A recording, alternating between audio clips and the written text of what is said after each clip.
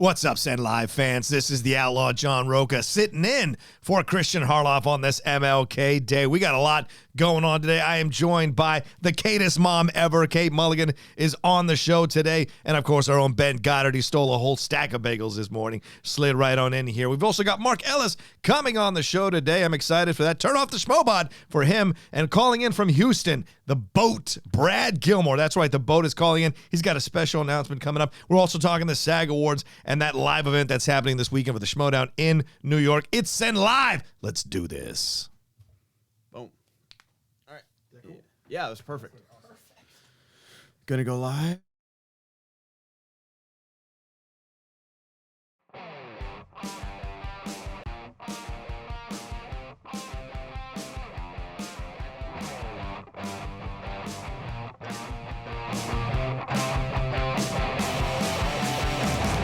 Oh, what is up, SEN Live fans? Welcome to a brand new live episode of the SEN Live Show. I'm your host, John Rocha. How's it going, everybody?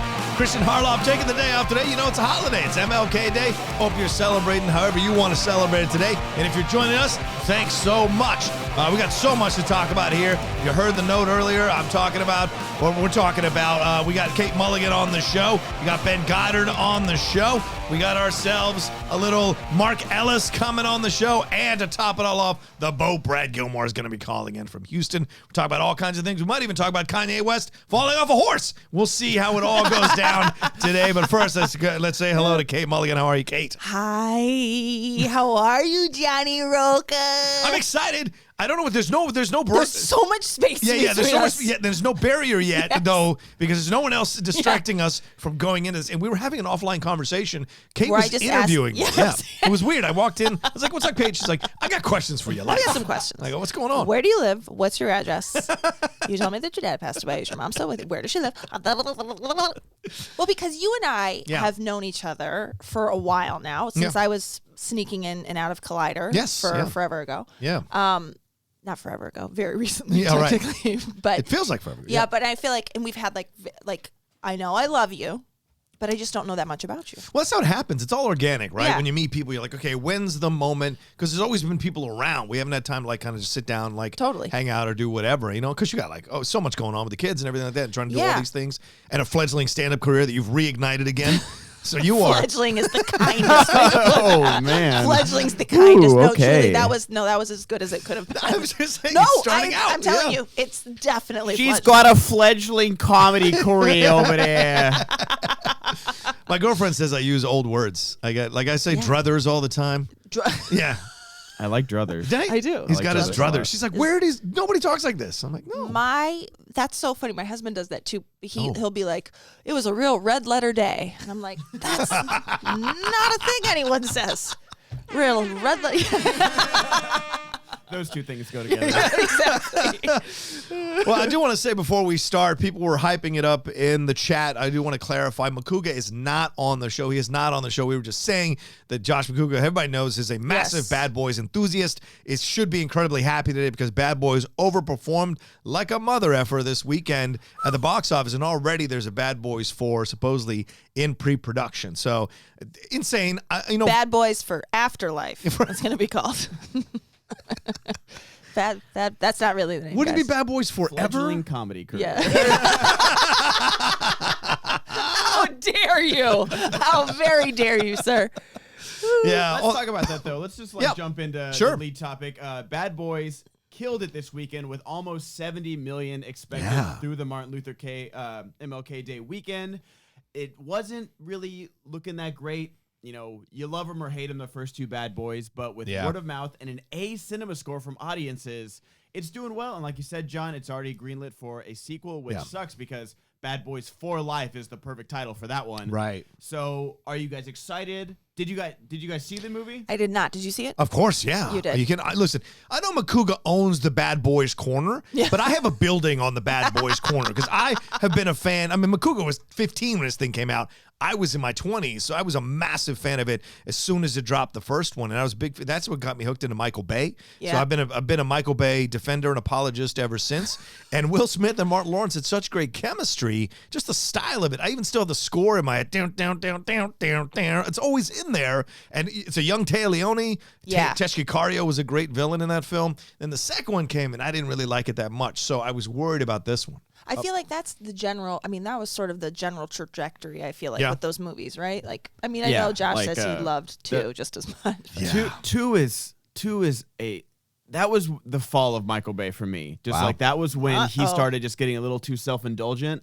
And it's not even everyone says like, oh, the explosions, oh, the actions. No, it's just like every girl's just a piece of meat to Michael Bay, and that's I feel like where it truly started. And then also, it's the comedy. Michael Bay thinks he's the funniest guy in the room, and it's like all these side characters. And it's technically me. It's honestly, how dare he? But it's like all these characters have like 10-minute monologues. These like side characters will come in and like try and like have their 15 minutes of fame, and that movie's 2.5 hours long when it could have been 90 minutes. Right. Yeah. Yeah. Right. Plus, the whole concept of 2 dudes attacking the entire nation of Cuba was about the most ridiculous thing ever. Like, I was like, are you kidding? They had to ice these 2 dudes within the first 5 minutes of them showing up. And World War III didn't start because of this. 2 Americans attacking a communist nation. It's like, no, it's cool. It's cool. We're going to write this thing off. It's crazy. It's crazy. We almost started World War III with MiG fighting in Top Gun, let alone 2 dudes rolling up to the border. Yeah, all these Delta guys are like, you guys are going to rescue this cop's sister? We're in. It's like, no, that's not how it works. That's not how it works at all. You got to get permission. Anyway. So the thing I thought was so interesting about the article that was talking about how well is it at the box office, and this is my big thing, because I have no expertise on films at all. You may have noticed. But, that will be used so much today. I'm gonna start hitting it. Yeah. I've never been in this seat before. How are my angles today, guys? You look great. Yeah. Dang. Thanks. Thanks. But I was gonna say, international is like I worked in it for 7 years, the international side of the film industry. I worked for a production company in Beverly Hills. We were just talking about this. Really? And Okay. And they talked about how was this the article? Maybe I'm getting it confused. Maybe I'm conflating the articles. Oh, complaining. But there was There's that language. It was a real red Word with friends. It's a red letter day. But there was one of the articles we read was talking about how the international. I think it was this. The international side of things. It was over 100 million this weekend because international added another, and that is something when decisions are getting made about who's going to star in a movie or what the movie's going to be. We do have to the international side of things is, I would say, depending on the production company, but is at least 50% of the decision. I mean, speaking of Michael Bay, like Transformers 4 literally goes to China for the second half of the movie. Yes.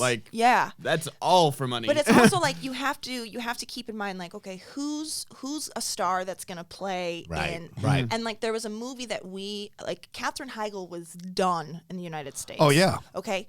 But the production company I worked for had put her in another film, and we were like, what? No. And it was because the international community was obsessed. They loved Katherine Heigl. Wow. And so they sort of that movie ended up flopping, of course. Well. But it was one of those things where it was just like, wow, like international does actually have a big impact on what happens. So when you can find stars that appeal to both domestic and international, that's a hit, man. It's a global thing now, and it's been happening over the last few years. You see it. We talk about it all the time. Like, who are you? Like, even Independence Day Resurgence cast that Chinese actress in there. So they do those blatant things like putting China in that Transformers movies. You have to. They're all trying to cater to these kinds of things. Yeah, exactly. And I guess Keanu Reeves was repaying the debt by being in that Asian film himself, that Asian martial arts film. A few years. 12 Ronin or 47 Ronin. No, there was another one that he did that was actually. Thank you for knowing that. I'm glad I drafted you. But there was another one I'm he like did. The Matrix. I forget what it's called. Does that count? Yeah, but he was like a part of this. It was a martial arts film, and I forget what it was called. But he is part of it. It was like 2 or 3 years ago it came out. The Man of Tai Chi. Yeah, something like that. Yes, yeah. That was. Well, that was his choreographer. He was like paying him back, like for basically because Keanu Reeves had an injured back in The Matrix, and so he was struggling through that. But he literally made that movie and made his choreographer the lead character for Keanu Reeves is the nicest guy on the planet. Yeah, he donated half of his salary to finish the last 2 Matrix movies as well. Right. He's an amazing person. That's mind blowing. That is mind blowing. Well, you look at the Bad Boys for Life too. This is a $90 million movie. So it's not that was the other thing. Yeah. If Christian were here, and by the way, I do think Christian is here. Yeah, Christian's in the house. Christian's in the house watching us. I walk by, I'm the car's here, and the kitchen lights are on. SEN has a problem with snitches on this show. You guys are the worst. It's because we're going to get texts from him going, talk about this now. Yeah, exactly. Yeah, speaking of, I'll segue that. Speaking of, Bad Boys for Life is going to make its money back easily. Yeah. You know what the Dolittle made $22 million. Yeah. You know what the budget on that movie was? 180. 80. Yeah. 180. That's insane. I want to know, and they With said it was. reshoots. They said it was that a lot of it was the reshoots. Yeah. But that, but what portion of that? Robert Downey Jr. gets paid well too. What's Yes, he what? does. He better have gotten $100 million of that 180 for that movie. Well, this is the thing about Robert Downey Jr. People don't want to talk about it, and it's his films outside of the MCU, since he started the MCU, are not successful. The Judge. What was the other one with Jamie Foxx where he was? Please know this. Jamie Foxx. Yeah, where he's Reign Over Me? No. That's Don Cheadle. The one with Jamie Foxx, where he's Jamie Foxx is this violinist, and he's homeless in Los Angeles. I know. Oh, I thought that was Reign Over Me, but no, Reign Over Me is the one about 9/11. That's with Adam Sandler and Don Cheadle. That's right. Okay, I know what you're talking about. Yeah. I need to see Reign Over Me. It's called I think it's called The Soloist or something like that. Oh, I think it is called The Soloist. Oh, that's why I have a belt. I was gonna say there's. Are you available to be drafted? JK, guys. 4th round. The Soloist. The Soloist, yeah, that's what it was. So that kind of stuff. He hasn't been successful overall in his films outside the MCU. So I don't know if it's choosing the projects. I don't know if it's just the situation, because the way he got into the MCU, the way people loved him so much was because all of his previous films, he was so damn good in, like Chaplin. I even watched the last half hour of Chaplin over the weekend. It was randomly on, and I had a half hour to kill, and I was just I'll watch that. And he's so good in all these films. What's the best non-MCU Robert Downey Jr. movie? Ooh, good question. It might be Chaplin. Good question. I have to say, I know it's controversial, but I loved him in Tropic Thunder. I was going to say Tropic Thunder. Tropic Thunder might be the choice. I know that I shouldn't say that. He got nominated especially for an on Oscar. today. I know. Oh, yeah, fair point. Yeah, but maybe not the best day. But I feel like that's also the point of that.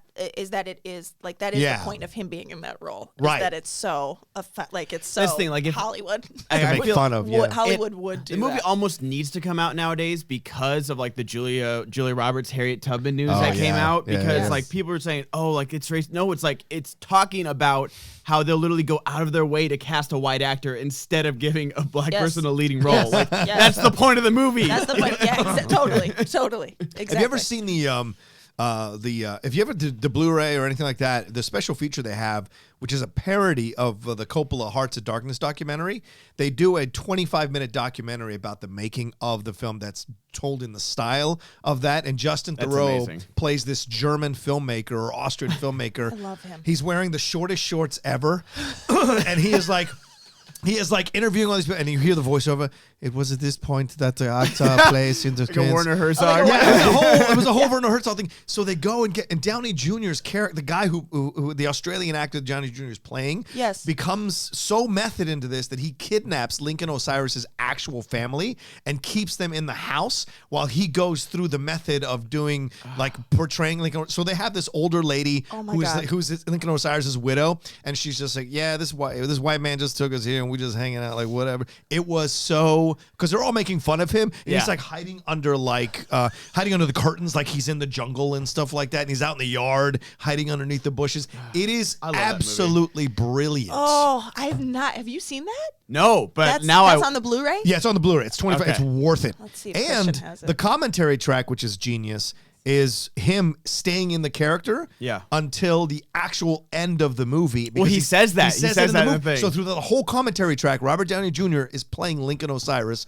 all the way through, and then at the end, he drops it and he's Australian right at the end of the con. He goes, "Oh, no, that show's over now, so I'm done with this movie now, I'm moving on." And that's it. And he was like, oh my God, genius. He really, I'm telling you, I also feel like that's... Someone's saying Kiss Kiss Bang Bang. And, yeah, that's a great choice. Yeah. Thank Absolutely. you. The poster's literally right behind you. I didn't even realize. Jeez, I just wish I could think of another Robert Downey Jr. Oh, he was in that one movie, Schmoedown Spectacular. Great. Oh, Edge of Tomorrow, right? Yeah, got it. Perfect.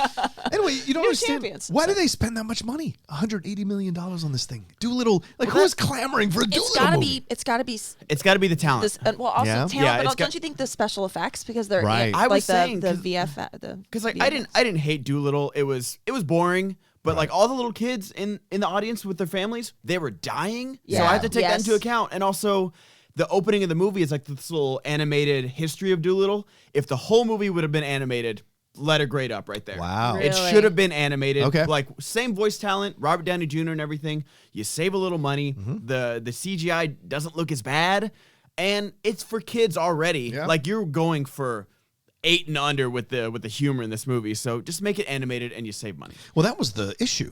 That Stephen Gaghan, by the way, who did Traffic, Stephen Gaghan. Stephen Gaghan, sorry. Yeah. He Yes. wrote Traffic, I think, or He directed wrote Traffic. Yeah, he won an Oscar for it. Yeah. And so you're going to hand Dolittle to this guy? Yeah, that doesn't.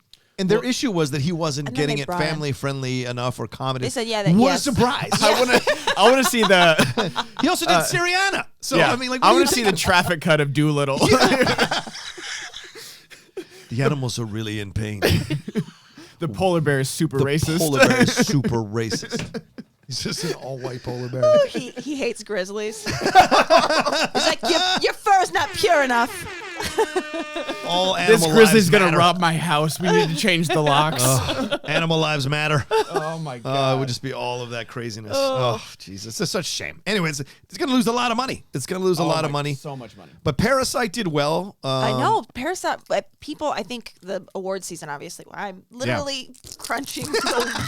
I've like found the one thing to play with that makes the worst. Sorry, guys. It's like a scene from. I've never been on this side before. It's new things that to thing play you with. do. It's like go tell the pilot it's your birthday. Yeah, let's talk about the SAG Awards. Yeah, let's jump into So it. SAG Awards were last night, and it seemed I like all the winners. I'm glad. So Parasite won Outstanding Performance by a Cast in a Motion Picture. I was telling Rocha right before this, I'm glad the cast is getting some kind of love. Yeah. 'Cause I feel like it's getting all the technical awards, which it should. Great movie, but like it's a very well acted movie as well. Outstanding Performance by a leading actor, female actor, Renee Zellweger. I mean, that's just locks her in on. Oh, yeah. The Oscar. it now, seems right? like Golden pretty Globe much. yeah, and- it seems like she's set for it. Such a shame. I haven't seen that movie yet. What? Really? And I also don't care to. I don't know what's wow. wrong with me. It's super sad. Well, I it's mean, super It's Judy and Garland. that's not even. Yeah. Yeah, I mean, that's. I guess it just. I don't know. You don't like Judy Garland? No, it's not that I don't. I think she's incredible, but I guess something like Parasite just feels so. I mean, I just Yeah. feel like I've seen. Biopics of that kind. I don't know. It just for whatever reason it hasn't excited me. You crossed in the that same wall. way. You saw like 30 behind the musics, and you're like, I never ever yeah. need to see Yeah. another one about an artist again. For those youngsters who don't know, behind the music was right before pop-up video, perhaps. Oh, pop-up video! Pop-up video. Oh, Best my God. thing, pop-up video, making the video, and behind the music Yes. was like the Best. trinity. Oh yeah, that's right. That's right. And then cribs for like a dessert. Yes. And then Cribs is what you watch after you've seen all like the music videos like binge themselves in drugs, and you're like, oh yeah, and they were rich and famous too. So ew, my life's great. Yeah, I don't know about Judy. Anyway, sorry. That's no, you're good. There's neither here nor there. Joaquin Phoenix won for Joker. Yep. Laura Dern won supporting for Marriage Story. Brad Pitt won for supporting for Once Upon a I Time. heard he had a great speech. It really did. Joaquin Phoenix had a great speech. Yes. Yeah. Oh, is that what you're talking about, or Brad Yeah. Pitt? Brad Pitt. Both of My them had friend, great my speeches. friend had texted me saying, "I don't know about you, but I love Brad Pitt. I love that speech." And I was like, "I'm not Yeah. watching that." He started out with a Tinder joke, Oh. saying that he was going to put this picture of him with the statue on his Tinder profile, Oh. which I thought was genius. That's great. And I mean, there's a bunch of stuff with like him and Jennifer Aniston. Like there's a video of Yeah, him watching her acceptance speech because she won for Morning Show. Yeah, for Morning and Show. Oh, I'm there's happy like a for picture that. of like them like kind of like There's them talking, yeah. and then as she's leaving, he grabs her hand and holds it. And someone put a great meme of Oprah going like this. And then when she grabs the hand, Oprah going like this. I thought it was genius. I was hilarious because it's true. And I know. Why do we like her? Of everybody he's been with, I like her the most. because Jolie's a vampire. I know. For all her great causes, Jolie scares the crap out of me. That woman's Yeah. a vampire. And no Yeah. offense, Well, yeah, the brother. I mean, Yeah. He was with Juliette Lewis way back in the 90s, too. Really? Oh, yeah. Brad Pitt was? I did not know that. During the California days. But yeah, and then other TV ones, Fleabag won. Of course, ought to. She's killing it. Let's see, The Crown won for Best Ensemble in a Drama Series. Love I know that. Rocha's all about love that The Crown. life. Who won Best Ensemble for comedy? Was it Barry? Marvelous Miss Maisel, even though it should be Barry. Yeah. NoHo Hank. Come on, Betty. Oh my God, that show. You know, that's our pal. Is he really? Because of my son's alopecia. Really? We became pals with him. No. Yeah. That's amazing. I love how open he is about it. I'm telling you, he is the most special human being. Wow. I just love him. NoHo Hank, but I mean, just like that whole, everybody. Like, Yeah. Barry, I cannot wait for season 3. That's my most anticipated for 2020, honestly. Movies, TV, music, doesn't matter. I got to tell you, I'm really excited about Succession to come back to. I Okay, love Succession so is it actually much. a good show or is it just funny memes? Is it actually a really good show? I don't know. Succession? I've watched one episode, the Oh, pilot yes. episode. Deeply good. Okay. Succession. Okay. I feel like you're like, I've always wondered what the Murdochs would be. I mean, because it seems like it's like based Yeah. off of that. Okay. I finally watched Bombshell last night, by Okay. the way. Holy shit. That was fantastic. Right. Was Charlize Theron up for, I should know this, but was she up? She's up for an Oscar. She And so is ought Margot to Robbie be. for Best Supporting. Yeah, Margot Robbie and Charlize. Yeah. Yeah. Oh my God. Charlize Theron in that movie. Oh, my God. She gets, oh my God. Oh, bring it. Let's do it. Bring it in. Come on. Woo! Boy, I got to tell you, I have gotten some very passionate yes responses. This is the political divide of the Schmoedown. What's happening? It's Is Kate's my voice. accent or not as What's the that? manager? What? I like your accent. You liked it? The You liked Chicago manager? thing? Yeah, the I think Chicago. it's brilliant. If you're going to be a heel manager, it sounds like you're going to be, why not irritate people with your accent? This is exactly what I said. I think the other thing I was realizing, I'm like, I also have to say, like, I didn't come in full character because I was Right. wearing my dress. I did my hair as the character, but I didn't. I Yeah. wore my dress for the show, and I was like, "There's no way that lady's ever gonna. She's gonna have on a tracksuit, maybe. You know what I'm saying? With a whistle. See, I feel like that level of voice is perfect. I Yeah. think it's just Yeah. because you were screaming into a mic. That's literally it. Yeah. If you were doing promos in that voice, that shit is so funny. Yeah. It was literally just because you were screaming, "We're gonna sing periods together," which again was hilarious. Like, and especially they should have served food. Like, but every time you Yeah, went up that there, was it was funny. great. They should've And served food. on Yeah, top I of know. that, your draft picks were amazing. So Thank you. I had one drink because I didn't serve food. I was like, I know me. You were I'm smarter going to than be me. dead. I don't know what's going on with my liver. It's stronger than ever. It takes me a lot of drinks now. So you built up a tolerance. Oh my God. And you would think that like Oh my after, God. oh my Oh God. my God. Oh my God. Oh You my would think that God. after like a some Pabst Blue Ribbon. yeah. PBR. That's not we don't drink that PBR shit in Chicago. Tell you what. You gotta get yourself a Coors Some or an Goose old Islands style. IPAs. Old style. No, you think I'm a fancy bitch? Nah. No, you gotta give me an old style. Yeah. I don't know what I was saying. Oh, yeah, I don't know. You would think after a stomach flu, I would have been cleansed. And I'd be like, oh, I had like Right. 2 beers last night. And I was like, Didn't feel a thing. nothing. Wow. What is this? I don't know. Is this Anyway. water? Sorry, we could go back to the SAG Awards now. I've really No. enjoyed That this was it for the conversation. SAG Awards. I do want to hear your thoughts about Bombshell, though. Yeah. It was just, I thought so. I then, well, now I'm obsessed with Megyn Kelly.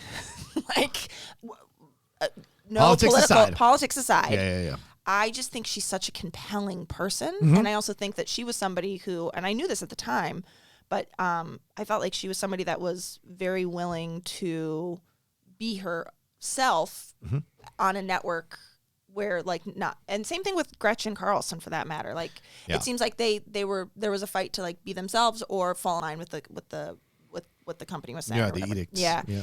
Exactly. So, but I then looked up Megyn Kelly on Instagram, and she just posted on the 9th of January, her and then 3 other women and her husband watching the movie because they had no input in the movie. I don't know if it's because of the NDAs or why but they contributed nothing to the movie. Wow, So I didn't know she that. did a screening of the movie of them watching it.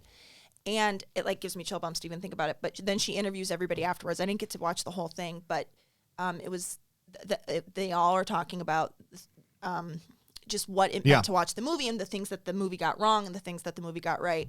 But they all, and this is where I'm getting the chill bumps. They all started openly weeping watching the scene of them in the elevator because they felt that ride to Roger's office going up to the second floor, and it's just amazing. Like and they're not like feeding. It's not like they're feeding into each other. Like it's just like they're all having this very private. Like that's the one time like Megyn Kelly's like breaking her. Like she's just like.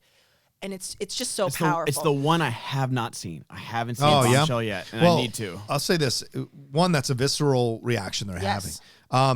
Two, one of the last episodes I did of the Deep Cut at Collider was interviewing Jay Roach and Charles Randolph. Their publicists had pitched me to come on to the show.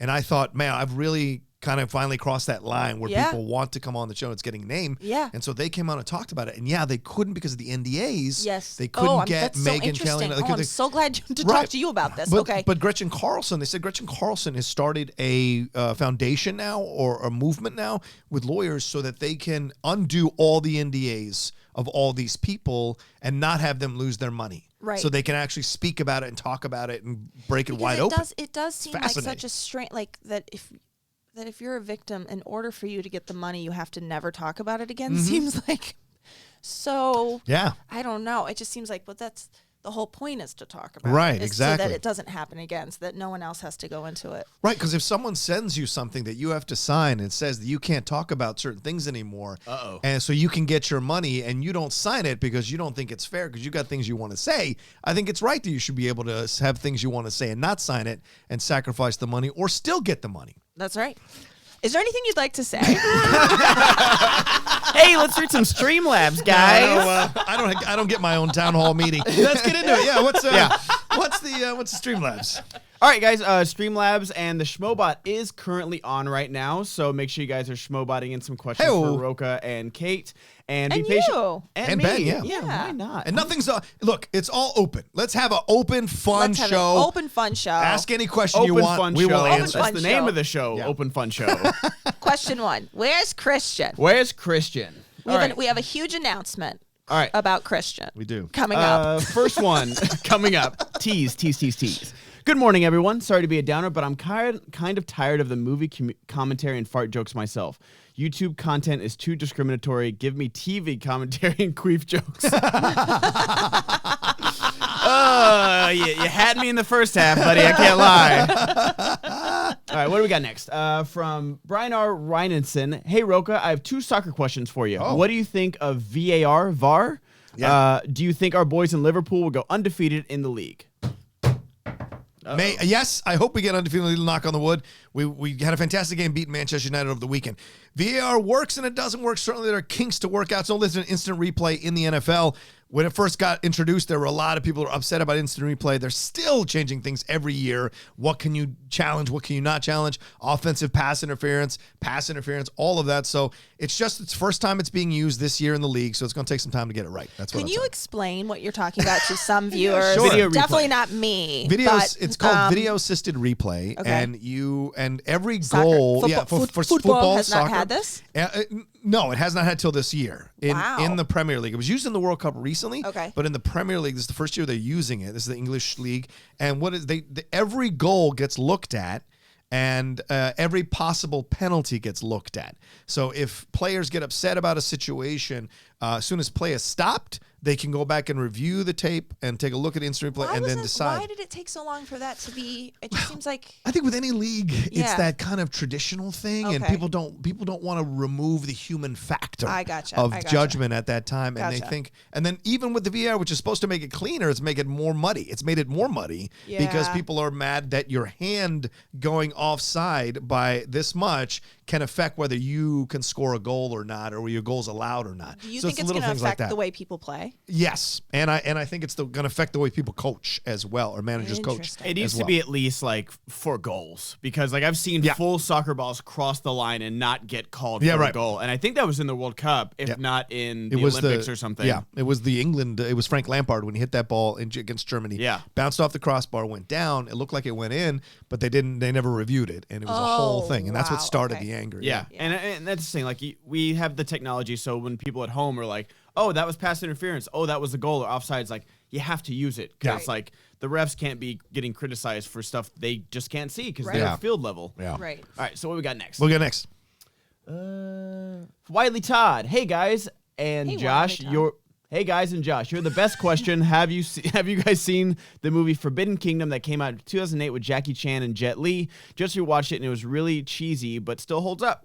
I have seen parts of it. I have not seen all of it. I have not seen But that was I like have the not big seen it thing either. of like Jackie Chan and Jet Li coming together, but it wasn't that great. The Jackie Chan movie watched most in my house is Lego Ninjago. He's a very good Master Wu. Fair enough. Yes. I think mine is Kung Fu Panda Oh. because he's right. He's the He's the right. monkey. Yeah, the okay, monkey. sorry. There are 2 movies. Oh, and the Foreigner is now becoming one that I watch over and over again. That's a good one. It was It's so good. surprising. It was more like political intrigue than, Taken with Jackie Chan. Exactly. But it was good. Yeah. Did you ever see this, Kate? Nope. So Jackie Chan's daughter gets blown up by a terrorist bomb at some place. It's a coffee shop or something. And Jackie Chan is a former special forces guy from way back when. And so he gets he starts to find out who did it, and it goes all the way back to the IRA. Oh. And Pierce Brosnan. You know I love the IRA movies. Those movies. Pierce Brosnan plays like this guy who's playing both sides of the political spectrum, and he's pseudo in charge of this new faction of the IRA. And he goes investigating. It's awesome. And Oh it's my not, God, I gotta it's see not that. cheesy It's fun. in any way, shape, no. or form. On a It's scale intense. from 1 to Patriot Games, where does this one fall? Above Patriot Games. I put it Really? above. Yeah. Okay. How dare you, Mr. President? How dare you? That's the best. What we got next? Jay Scotty for real. For John, not a question, but wanted to say thanks for hosting. I would sincerely like to see you work the word gravitas back into your vocabulary. I know people gave you guff, but it's a great and usually appropriate term. Besides, you got to own that shit. Fair enough. Thank you. Yeah. That's an old word. From, Gravitas. Yeah. from Nico Suave Rigoli. Thank you to everyone who has supported me these past few days and who has donated hashtag trivia Thon 2. This weekend has played out way differently than I thought it would, and now I have to adjust this week's card accordingly, but I'm managing. Stay tuned. Nico does so many charities. I'm sure I'm not familiar with this one, but I'm sure knowing Nico and what he does for the community, I'm sure it's donating to a good cause. So that guy is working overtime, and he puts in so much work for this community and for other charities. Yeah. Where's Nico located in the country? I am not sure. Okay. That would be a Christian question because I know he knows Nico pretty well. Christian! Oh God! Oh God! Back up. From Rock the Hell 666. Okay. Yeah. Hello, Rocha and crew from your fan in Ukraine. First time donating. Big fan of the Schmoedown. Yeah. Reunite Wildberries. Oh, Shannon. Hello, please reunite Wildberries. Like Wildberries a lot. Please put together again. Josh McCoga and Dewberry, please. People are freaking out. They're mad. Yeah, that was People the are biggest. also very upset about the loony bin. They have the loony bin too. Yeah. Yeah, I was talking Now we're with gonna Drew have last night. Now we're gonna have the winning bin. Yeah, So. exactly. I'm sure Drew will appreciate that timestamp for that for a video, Drew. Drew, it's funny. Drew has come I after had me to on deal Twitter. with 49ers fans in the Bay Area for the next 2 weeks. Oh, I'm so Send sorry. help. Go Raiders. Never mind. You deserve it. Wait, you're a Raiders fan? You're complaining about 49ers? How insufferable are the Raiders fans sometimes? Give me a break. You guys are going to Vegas now, man. No, great playoffs over the weekend. 49ers demolished the Packers again. I mean, why did the Packers even beat the Seahawks if they were going to lay an egg like that? It was horrific to watch. And I mean, they really did just By the lay way, down. I think laying an egg is technically a good thing, but I love that it's been reappropriated to be a bad thing. Well, it's like bougie. You laid an egg. That's incredible. Bougie used to mean like common and like the now- normal. Now it's all fancy. Yeah. Like sick. This is sick. Oh, sick, bro. And it's just like they really laid an literally egg. changed. They literally added more to the definition of the word literally because people were using it wrong. Oh, I can't. English- That makes me so Yeah, mad. English. That one. Are you frustrates nutty me. about that? Are you one of those English nuts about literally? I'm not. I love an Oxford comma. And I have to say, I love an Oxford comma. You're gonna put me in an And- Oxford comma. Oh, do you ever want to play this season? But the way that millennials, no offense, Help me. the way that millennials in general have used literally makes me want to kill myself. It's literally means, it just makes me so mad. You can't say like, it was literally the best thing I'd ever seen. Well, no, that's that it literally means factually. It means definitively. It means literally. It means literally. Like, you're talking like it was. It's just, I hate superlatives. So, or people will be like, it literally took me 6 hours to get there. But did it take her 6 hours to get? No, that's the thing. Like, that's what I'm saying. Like when you can't use literally. It was literally the longest drive anyone's ever taken. So what you're saying is literally has to not be exaggerated. Yes, it has to be factual. It cannot be a superlative. But now, you're right. Yeah, they've changed the definition, so literally can mean figurative. So I can say literally we've done 34 minutes of the show. We have literally done. Literally done. But if I said literally, feels like we've done 2 hours of the show. It doesn't literally the show is going on forever. Stuff like that. Do you have to do the valley? Well, I also feel like the people would be like, if I hear that word literal again, I'll literally die. Yeah. But that's like, no, you won't. You won't. If you hear the word literally again, you're not actually you have to think it's almost like the word actually can be interchangeable with it. I don't know. Anyway, so I'm not an English nut. What I like is that we're on the brink of war, and this is what people are upset about. I know, you're right. I should get an actual problem. You're right. No. This is literally the biggest problem we have right now, John. Okay. Let's go back to Streamlabs. Wait, sorry, what was sweet? What even started that? We're really 80s. Reunite Wildberries. Yeah, that's what started it. Literally not gonna happen. Yeah. All right, literally. From B. Arthur Can Get It. The Ukraine person. Yeah, respect to Ukraine. We don't know about the Bidens, but peace. Oh, Jesus Christ. Oh, my God. I don't know. I don't know. Hey, welcome to the Ben Goddard SEN show. From B. Arthur Can Get It. The weekend didn't go quite as I hoped as my Packers got embarrassed out of Santa Clara. Yes, they did. They laid an egg. They literally laid an egg. My only medicine is watching SEN Live today, followed by a long binge of those sweet, sweet golden ladies. You've got a fucking catheter in your brain pissing your common sense away when you draw first blood. You can't stop this fight for my own peace of mind. I'm going to tear your fucking eyes out, rip your fucking flesh off. Name this song by Slayer.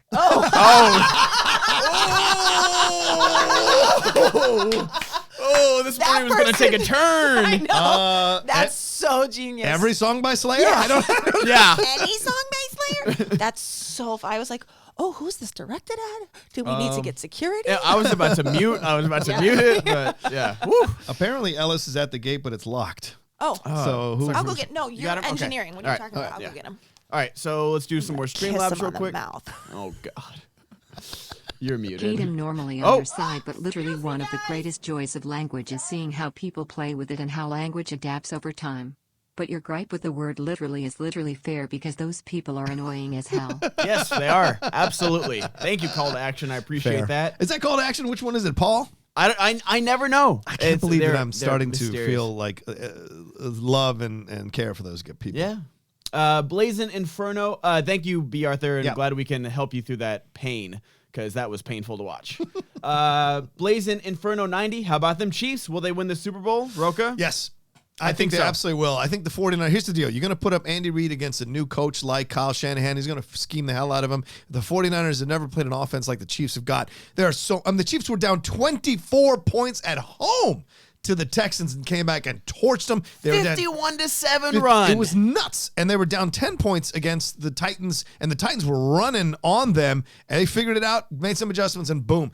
The 49ers have Garoppolo, who threw 78 whopping yards in an NFC Championship game, which is the lowest since 1974 or something like that. That's insane to me. So to me, I think the Chiefs have it on the defense and the offensive side of the ball to take care of business. The 49ers, I think, will have a good game. I just don't think they'll have enough to win this thing. Yeah, I like Bosa. Sherman shows up when it matters. Yeah. So I think Mahomes has his work cut out for him. But that offense, Tyreek Hill, Mahomes, even the running backs. Yeah, running backs. Kelsey, yeah, like that. It's just too much. Yeah. And Mahomes is coming for blood after they got kind of hosed by the Patriots last year in the calls. The disembodied marketing voice of Call to Action. Don't worry about it. Action. Thank you, Call to Action. Let me get a few more Streamlabs in just because before Mark Ellis comes in and axes the Schmoebot. From Rohi Raj.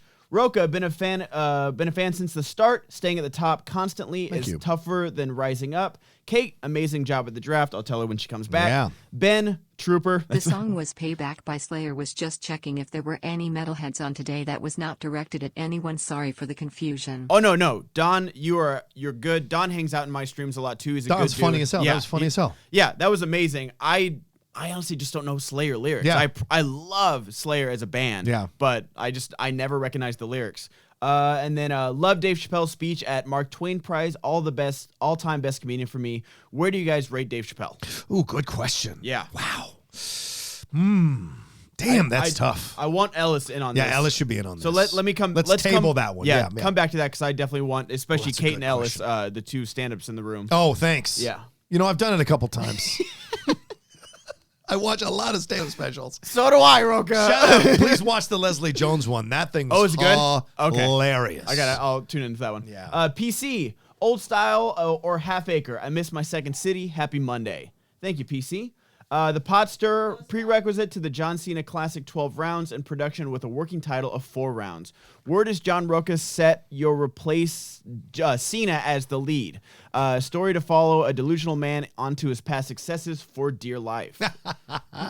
No Ellis? I don't know what to tell you. I feel like that Slayer song quote coming in just before Mark Ellis disappeared off of Christian's front porch is freaking me out. Okay. He's nowhere to be seen. He's nowhere to be seen. Did you leave the gate open? I left the gate open. Okay. So anybody else who wants to come someone commented, said, good job today. Oh, thank you. Yeah, said, really proud of you. But Thanks. Do you want to still wait for Ellis for the Chappelle thing? Yeah, let's wait for Ellis for the Chappelle thing. Okay. Do we have any chat questions or any comments that people want to?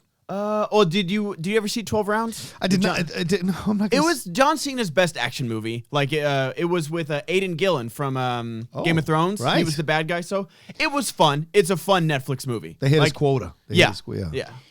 Aidan Gillen is the one. Quota. Aidan Gillen plays Carcetti in The Wire. Yeah. Yes. And he's in Peaky Blinders. He's really good in The Wire. Yeah. I did not love him as Littlefinger. Did you know he was Irish?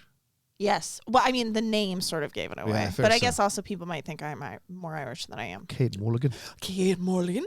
You should have done that. Oh, my God. Well, you should have done an Irish accent. Irish woman with like a tracksuit and the fedora or whatever that is. Then I feel like our Irish fans would be like, stop appropriating. Right. Stop pretending that Should you have a are leprechaun something. on your shoulder. Where are me lucky draft picks? I'm personally offended by what Kate is doing. Oh, speaking of Irish, can we not talk about this? McGregor. Oh yeah, let's talk about that. Shit. Let's talk about that. Absolutely. That Also, was incredible. We actually need to talk to Brad about this because Brad, when he calls in, Brad had tweeted the day before the fight, maybe or something like, I think McGregor's going to take it in the second round, maybe even in the first. Yeah. And people were like, no way, Cowboy. Excuse me, time for some fun. Kiwi rhyming slang here to get it done. Happy MLK Day to Rocha and Bagel and Mulligan. Do a shout out in your manager's voice if you're able to. All the listeners overseas who get up before dawn to listen to you Muppets. Love you. Muppets. I like it. I called a lot of dogs Muppets because they look like Muppets. I agree. Yeah. I always have called my husband a Muppet because he's always like, he's kind of always got that slack jaw. Yeah. You know what I mean? Like, in Britain, it's a derogatory thing. oh, it is. Yeah. Okay, good to know. That in person's Britain. from Britain. I don't know if that person. What's your connection with? Sorry, we're back to the interview with John. Yeah, that's Rocha. fine. Yeah. What's your connection with London? I feel like you're a big London. Did you? Yeah, I've been an Did you Anglophile. live? Is it the football? Well, yeah, but it's all everything. Like since I was 10 years old, I've been a massive fan of England. Because you okay? Yeah, so like I got into Shakespeare at a young age. PBS. Like my parents were they're immigrants to this country from Bolivia, my parents, so they worked all the time. Did you have to hide that during the Revolutionary Road? Road? I mean, damn it! I ruined my own fucking joke. That wasn't gonna be a good one. Talk about our fledgling stand-up career. Yeah. Hey guys, what about airplane food? I don't know what I just did. I don't know. I don't know. There it is. Women be shopping. I just since I was a kid, I just was in, and so my parents would go and they'd work all the time. So I grew up on the television. Like I just watched television all the time, and so I found PBS when it's only 4 channels when I was growing up, 5 channels. So I found PBS and I started watching all this, and I had a thing for it. So I just have always been a fan of England and loved it. And do you love British comedy too? Yes, my girlfriend and I have 3 apps on the Roku. Which we pay for subscription for, and that is the BritBox app, the Acorn app, and the Sundance Now app because it has Law and Order UK. Oh wow! So we watch everything. Like we just started Happy Valley on Netflix as well, which is effing great. If you haven't seen Happy Valley, it's so damn good. But yeah, my girlfriend does not watch anything but British TV. Like she rarely watches American TV. I love that. Yeah, it's our life now. That's weird. How did you find each other? I don't know. That's amazing. Bumble. Oh, Totally Bumble. Yeah. Random. Just Shout totally out, random. Shout out dating apps, baby. Yeah. I mean, we're just perfect for each other. Yeah.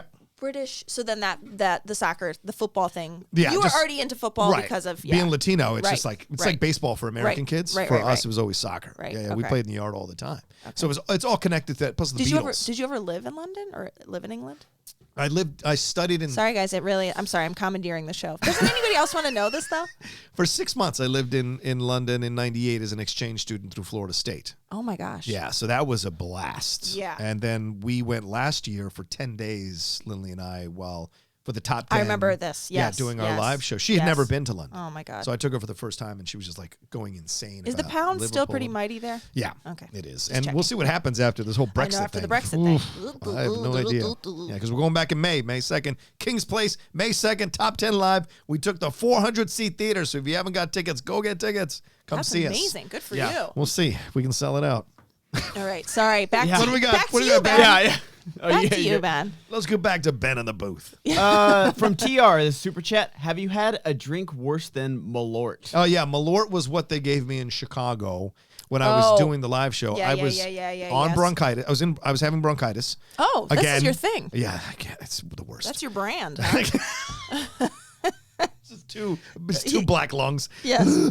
But yeah, so the fans came up and started giving me Malort, which is apparently this kind of liquor that they have in Chicago that they're known for. You talked about this on Collider, yeah, right? It's madness, that shit. I've not been in Chicago in so many years, and when I lived there, I lived sort of down. I don't know. I miss Malort somehow. Yeah. Back in because I've been out here since have you 2006. What's your worst drink that you've ever had? Worst liquor or anything like that? God, I like them all. I guess Everclear in Chicago.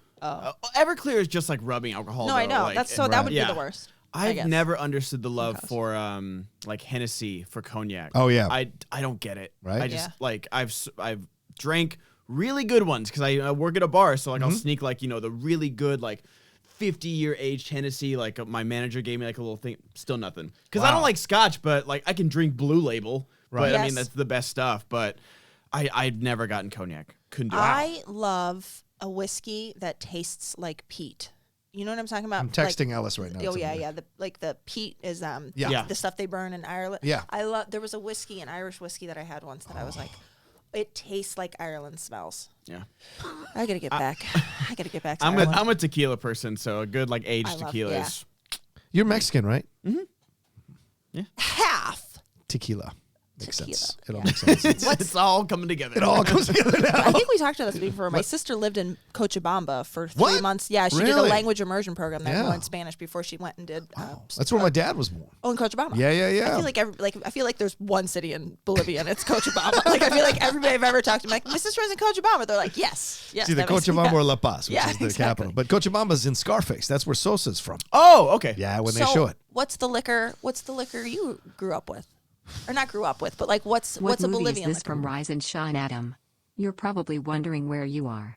It'll tell you where you might be. You might be in the room that you die in. Up until now you've simply sat in the shadows watching others live out their lives. But what? I don't know. I don't know either. What movie that's from? I'll say Boiler Room. Okay. Yeah. I'll say Wall Street. Oh gosh. Wall Street? Okay. He'll probably Schmoedown again and let us know. Mark Ellis is here. Mark Ellis in the building! Can we get a shot at him? Is he in there? Yeah. Okay, Where is he at? Oh, he's sitting down? Oh, wow. He wore... Look at him. He just came back from the gym. Oh, my God. In case you don't follow him on Instagram and all his jump box videos, Mark Ellis likes to work out. I only show the calves and the shoulders on Instagram. Those are the only two parts of my body I'm remotely proud of. So that's all. You're never going to see me like doing curls on Instagram. We don't put that. It's not for public consumption. How are you, kids? What are we talking about? Good to see you, brother. How are you? How are you? We were just talking about the possibility of you getting snatched from the driveway when I went out to get you. I was very nervous. I was like, Melis? You went out to get me? Yeah, because you said the gate was closed, and I went out. Yeah. Chris said the gate was locked. We had to let you in. He locked the gate. No, I got here. I literally got here, got out of my car, and went right through the gate. Okay, so then it must have been Christian that was telling us the gate was locked. Yeah. All right. Gotcha. Question, though. We did get a super chat earlier, and I want to get your opinion on it. Where do you rank Dave Chappelle all time? Right? Welcome to Monday morning, baby! Softballs to start. That's tough. I mean, look, I'm surrounded by great comics in this room. Right. I've been called fledgling. I would say that you're coming out of. I wouldn't. Retirement's a strong word. Hello everyone. Lucha here from Macedonia. Just trying to see you can say my name. Did you guys watch Honeyland, the documentary nominated for 2 Oscars? First Macedonian movie in 25 years that is nominated. Wow. Love to all love the show Shalalalashlong. Yikes. Hey, There it Kate is. and Rocha, great show today. We're turning this I off. love British TV too. Hey, we Have can you leave watched the show Catastrophe? Found it on Amazon Prime, No. where I discovered Rob Delaney and Shannon Horgan are 2 of the funniest people in the world. But that's not a British show. Stand-up specials great too. Maybe did it start? Real as quick, British? guys, we are going to turn the Schmoebot off for just a little bit while Ellis Don't is turn in it the off building. for me. Yeah, No, we no, can just, know. we're going to Turn turn it it back on probably about 11:20, 11:30. Okay. Yeah. So appreciate all the Schmoebots, but I don't want you to. I We'll just get love the sound water effects. ASMR instead. We're gonna do our Foley. Where'd my little thing? I want to Okay. make all the listeners out there remember that they have to pee. Yeah. All right. This is the turning the Foley. camera to me and Yeah. everyone's muted. This is the Foley portion of the show. Okay, your turn. Go ahead. Chaplain. There it is. There you go. And dug, dug, dug, dug, dug, There you dug, dug, dug, dug. Slam, crash, punch. What? So I would put Chappelle very high. Yeah? Very high. Top 10? I think I would he's 100% put him probably top top 10. Yeah. No If question. he was not top 10 before Yeah. his recent run of specials Oh, on yeah. Netflix, when he dropped 2 at the same time, and then he dropped Sticks and Stones, Yeah, and Sticks and we didn't Stones. even know it was coming out. I'm sure he's just one of those guys that is constantly working on new stuff. He has hours upon hours of material. Which I'm not a huge fan of, like breaking the record for longest set. Yeah. Because he No. did like 6 hours at the Laugh Factory, but that is, I still think that is the record for longest set. Wow. So, that's a physical effort, and I think that he's way up. He's definitely in my top 10 as Yeah. far as favorites go. Okay. And I think that he belongs in the top 10 of all time. Wow. At this point. Of all time. I was watching this. I can't remember what it's on. It's either like HBO or Showtime. There's some documentary that's great that is Mel Brooks and Carl Reiner hanging out. The new one. Yeah, Yeah. it's so good, and it has all of like their like from way back in the day when they were doing like the Jack Parr show, like the Sid Caesar show, Yep. and then them like it's them watching their old stuff, They and have it's so dinner good. every night. I remember seeing them on Comedians in Cars. Yeah. Mel Brooks, I think, is on it, and then they go over to Rob Reiner's house. Yeah, Mel and, like, Brooks goes to Carl Reiner's house. and they just have dinner like every night and watch Jeopardy together Yeah, or something. yeah. It's like 2 old men what? Sweetest- Yeah. Yeah, Mel Like, Brooks. they bring- they, That's like- me and Rocha next Oh, year. oh my God. It's no lie. I'll It's swing no- by Whole Foods. I can't even imagine a better time than an hour of Ellis every day. Oh. You Dinner and I- and then a half-hour show, and then you got to go. with our TV trays. Oh, my God.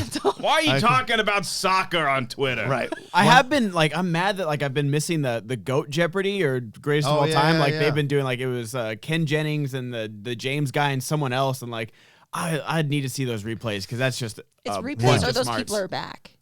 Those Yeah, they're people are back. back. Those people They're- are back. Yeah, they're all each other. playing against each other. Yeah. Is Jeopardy done once we lose? Not according to Josh McCouga. No.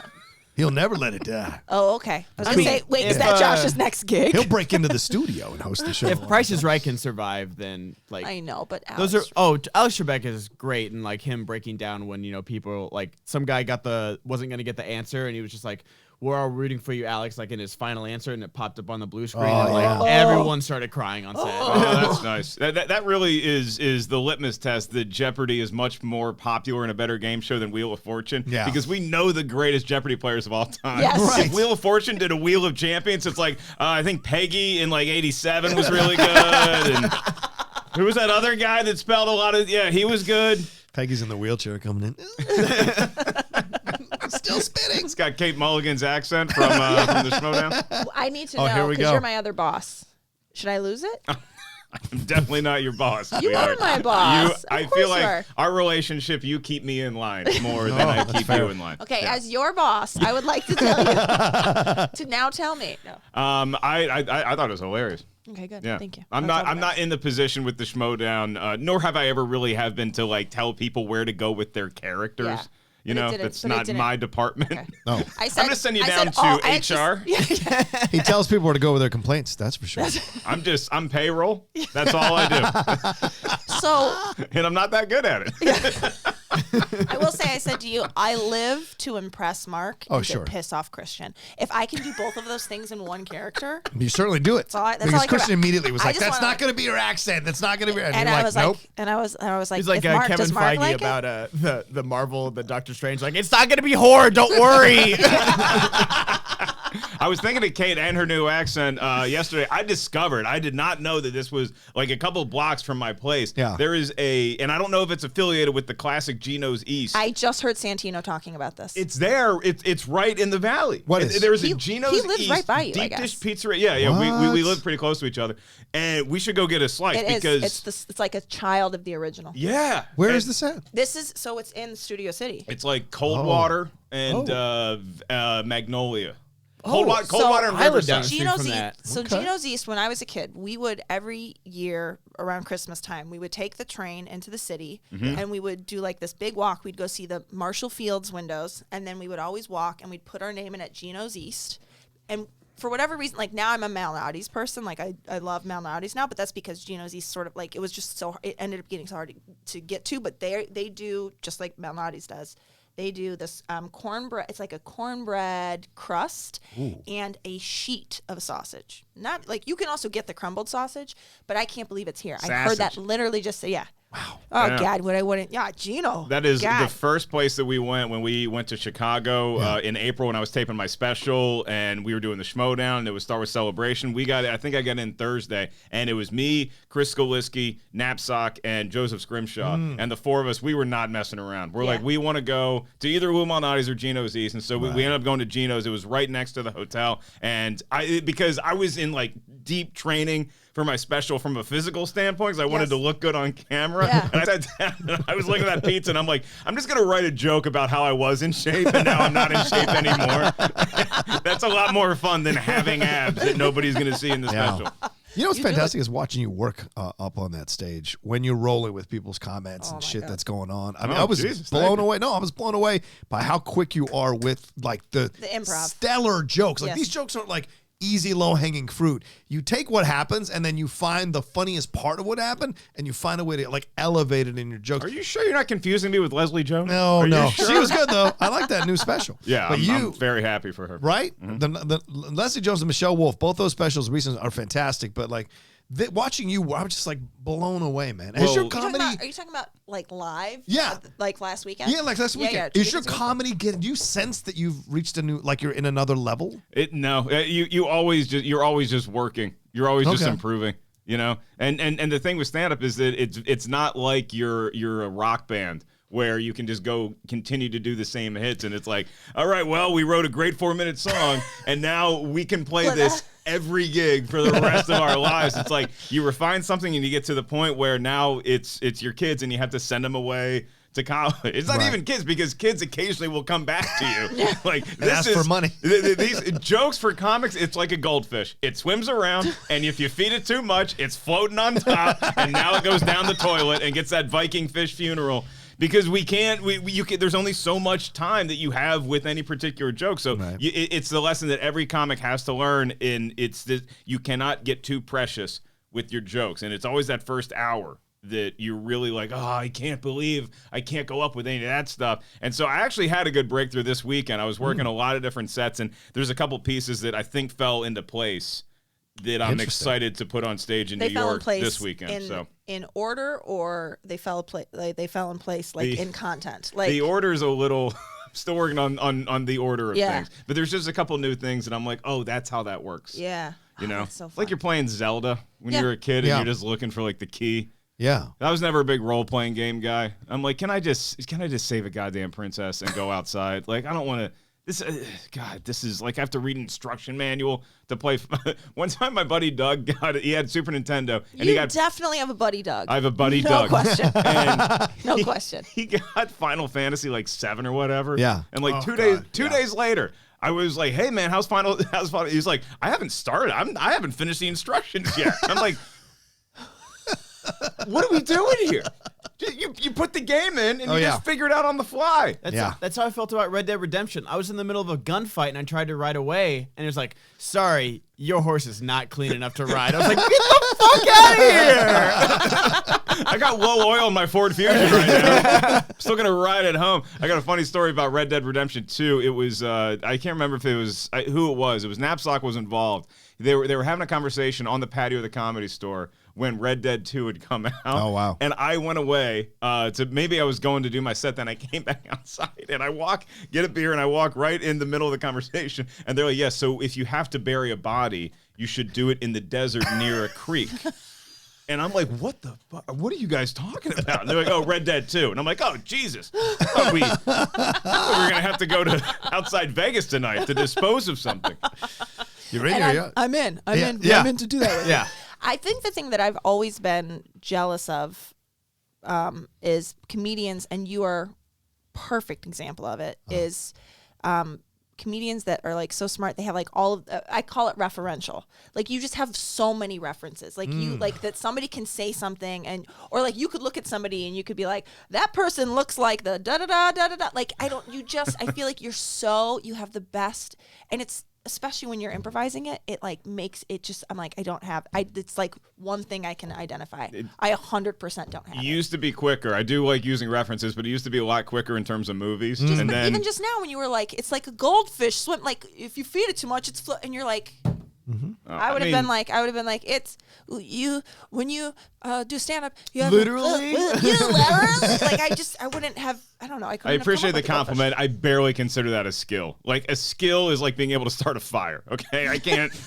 A skill is being able to go in the coal mines below the Canaries. Like I can't do any of that stuff. I just sit around and I'm like, oh, this is like that time in '85 when Doc and Marty had to go back to 55. Am I right? There's that for your skill. You are in the coal mine of comedy. That's all I'm saying. Are you excited? Are you excited to be on stage? Jazzed. Can I even tell you? Tickets are on sale now. There's a few tickets left. Yeah, let's talk about New York. What's going on? The 8 p.m. show, New York City. It's at New York Comedy Club in the East Village, so you can grab tickets at markellislive.net. And if you buy tickets there, I have a promo code DOG that you can put in. Because I used to do schmoes as the promo code all the time. Yeah. And people even our fans, it's a tough word to spell. Yeah, because so here's is there a C? dog. Is there just an H? It's like Shriver. Are you kidding me? I mean? It's literally on the internet. You'd be surprised. It is. He is literally correct. Dog is the promo code.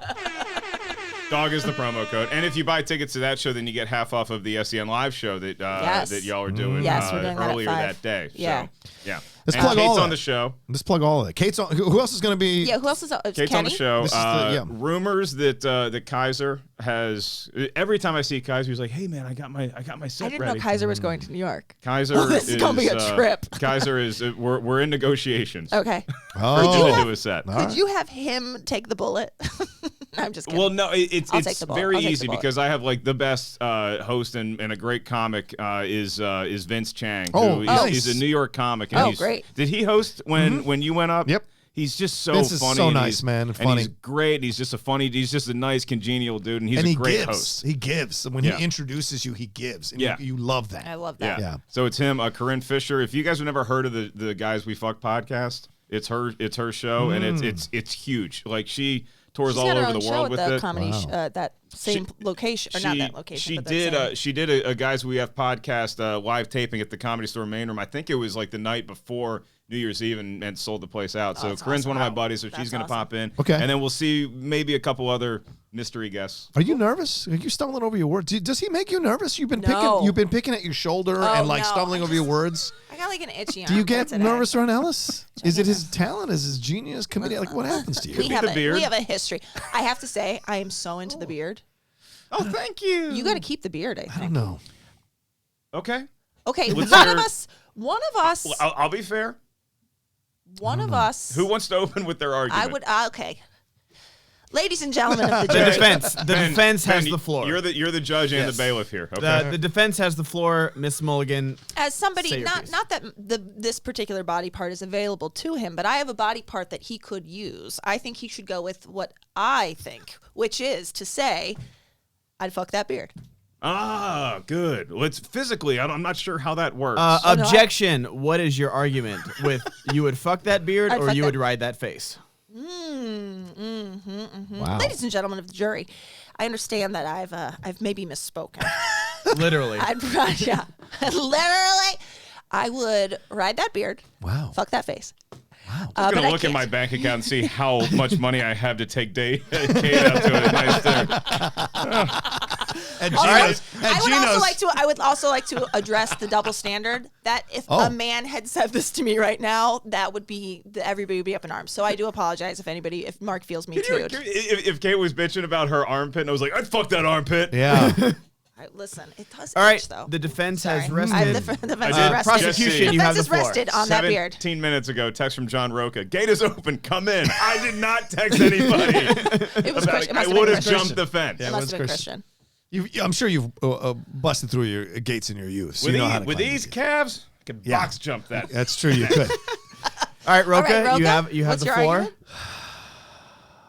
Here, get a good one. Yeah, it's like Sam Levine. Like I understand these baby faces trying to put beards on to make them look more mature, but it doesn't work. It doesn't work because I can still see that baby face underneath that beard of yours, and no matter how much you grow it out, it's not. It's like David Harbour. That's a goddamn beard. That's a beard. His beard last night was incredible. By the way, didn't know he was dating Lily Allen. That's pretty awesome. That's a weird combo. I don't even know how that happened. Who's Lily Allen? She's the singer, brother of the British Panthers quarterback? No, Alfie Allen, the Reek from Game of Thrones. That's her brother. That's his sister. Wow. And she's a singer. She did those songs in the early 2000s, Smile and LTD. Those were her songs. She's a British songstress. So weird and random.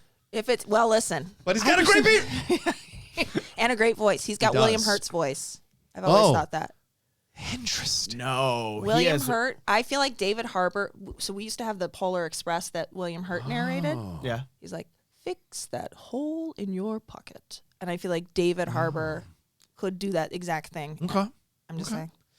I have started to look at men's faces a lot more than I used to before I grew the beard out because I'm just like, how's that guy get that one? Yeah. You know, like I just like ZZ Top. It was just like, that's a fun gag the guys have. Now I'm like, how did they do that? Yeah. Like I see people because I talk about it on stage a little bit now, and I will like see a guy in the front row with a beard, and I'm just like, how does he do that? is that well? Because you really can't tell because everybody knows this is like my first beard. Yeah. This is baby's first beard. Yeah. So you talk to beard people, and you talk to beard people, and you're like, hey, how do you get the itch to go away? And I can't tell if they're messing with me or not. One guy was like, I just rub olive oil on it. I'm like, you're messing with me. Oh, yeah. This is a classic. Meet me on the 9th green at 9 p.m. and the sprinklers come on. Reference skill. Referential. Yeah, this is what I'm saying. Can you grow a beard? Baby Hell, boy? I am baby boy for life. Yeah. I'm in the same boat. I can't grow a beard at all. Can't do it. I know. No I was way. going to say you both. Yeah. I don't know. There's something first of all, now I can't use my Katie Lang joke. So thank you.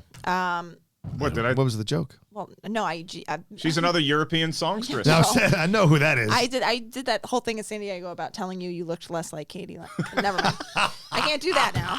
You can do it. No, because you definitely look less like Katie Lang now because you got a beard. You know what I'm saying? Yeah.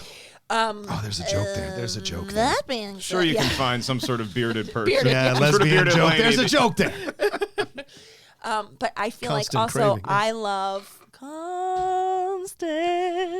I love a salt and pepper beard too. Oh.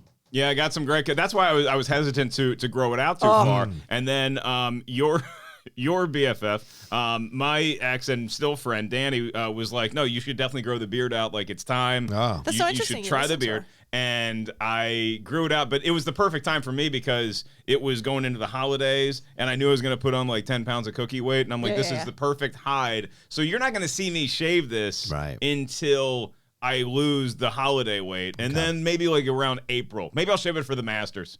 Oh, I also nice. have to say, according to Dickie, the beard, because he had a beard for all of the years we were together until like this last year, the growing out is the itchiest Can I part. ask a question? How is it for you? Yeah. Like kissing a guy with a beard. Oh, I fucking love it. Really? Really? Oh, It's not itchy on your face? If my face gets rubbed raw, like especially when we were first together, it's like the next day when I'm like, it's so fun. Fascinating. Yeah, it's fun to have that. I met like, Kate too late. I might upgrade I the rock beard. Kate's world like nobody's business.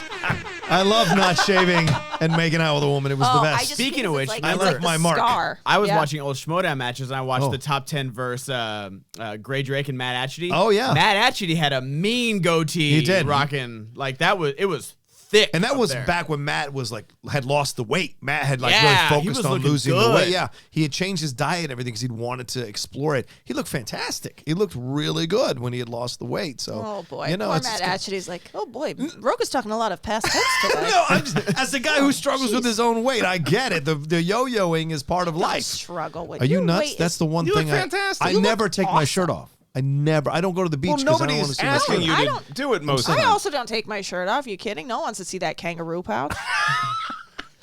You put babies in there?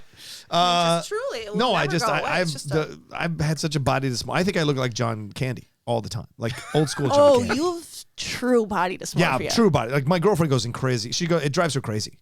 Because I'm like, look at the silhouette. Yeah. So was I. It never leaves you. And with a bowl haircut. Like even if you do lose all the weight, and so people externally have ceased making fun of you, you still do that to yourself every time you put anything in your mouth that is not the healthiest thing on earth. If I when I'm at Gino's East, even if I earned it, this is my cheat meal for the week. I'm thinking, you fat son of a bitch. Yeah. What are you doing That's to yourself? so. Every time. How do you break that? It's there. Every There time I have a has to be a way sweet. to unlock that. You become a comedian. It's the only known cure. Clearly not, because you are a comedian and you still have it. I still talk about it. So when we go to Wood Ranch, you feel sad that whole time. No, because I usually you know I'm gonna ride that beard after. I'm going to take the rolls and rub some olive oil on there. Get that baby all nice and proper. No, you can slide right off. Find a healthy meal most barbecue. places. Like Wood Ranch. I don't do the rolls usually. For you, I'll do a roll. But that's I'll all do we've that. talked about. I have to do the rolls. Do that barbecue chicken chop salad. I no get dressing. butter for the rolls. No lie. For the garlic rolls? I cut them wide open and then and I tell them exactly what garlic rolls I want. Don't you burn those motherfuckers. No, you bring me those light ones that just are barely out of the fledgling stage of being cooked. This is why you bring me dough microwaved with butter. Everybody who thinks that they're so high, we're going to go to a nice restaurant like Wood Ranch. Everybody wants those kind of slightly undercooked rolls. You know why? Because they taste like Little Caesars crazy bread. They do. Sure People think Damn they're right. too good for Little Caesars, and I cry foul. Yeah. Do you know that's the joke I have with my girlfriend? That's her first job, was working at Little Caesars up in Madeira. So whenever a commercial comes on, Madeira? I go, She's from the Central Valley? yeah, she's from Madeira. Oh, That's nice. where I she went grew to up. Fresno State. Oh, so yeah. so many people from Madeira there. Yeah, her mom is like a city council member up there. Oh, nice. Yeah, Cool. she's a big deal. But Eagle River. Visalia. Vasilia. Vasilia, sorry. Vasilia. Vasilia. It's Visalia. I'm joking. Visalia. But every time it comes on, I go to her. I go, "Are you having flashbacks of working at the Little Caesars?" And it drives her insane because she's like a chef. So having started out at Little Caesars is such a Don't mention it. yeah. She's like, I'll break you. I will break you. Hot so ready mad my about it. fucking ass. I think it's brilliant. I always give her shit about it because she's this highfalutin chef. She always picks, like, she's obsessed. Whenever we go out to go somewhere, she has to analyze the restaurant, look at all this. And if I happen to pull up the Yelp app, she will take my phone and throw it against the wall. She hates the Yelp app. She does. Completely. Because she's So like, she doesn't want a review of the restaurant, but she does want to know what's on the menu going in. Exactly. I like being surprised by the menu as long as it's a place where I know I can at least check to my burger hot route if there's nothing else on there. right, you've got a default, yeah. I like being surprised, but I like taking a menu and like, let me get out my tip calculator glasses. Ooh, 20% of an $18 sandwich? Ugh, a little steep. Christian's like, Ellis, can you read this for me? I forgot my glasses. You can't. Are you sure happy hour ended at 6? Because it doesn't say on Yelp, sir. No, but I agree that Yelp people are garbage people. Working in the service industry, some of the Yelp reviews I have read are insane. That's her argument. She's like, these people have never eaten a damn decent meal in their life, and they're going to judge a restaurant and the way it's cooked or food is cooked. I was like, yeah, here's my theory. Here's my theory on Yelp is that I'm not saying that love is stronger than hate, but I think that hate is more actionable. So, like, if you love a meal, you're just going to have a great night, and you're not going to worry about going on your phone or social media or any of that stuff. But if you have a bad experience, you want to let everybody know about it. So I think that's why Yelp, you always got to take that with a grain of salt, because most people who love a meal are just going to go about their night and have a great time. Very good point. If you're bitching about it, you want it to be public. If you had a good meal, you are home making a baby. Mm-hmm. Right. If you had a bad meal, you're home. But it's like talking about it. There was one that kind of went viral. It was like we had a great meal. I called the manager over and I was like, oh, I have an Instagram reviewing, food and stuff like that. I have like 11,000 on Instagram. Do you?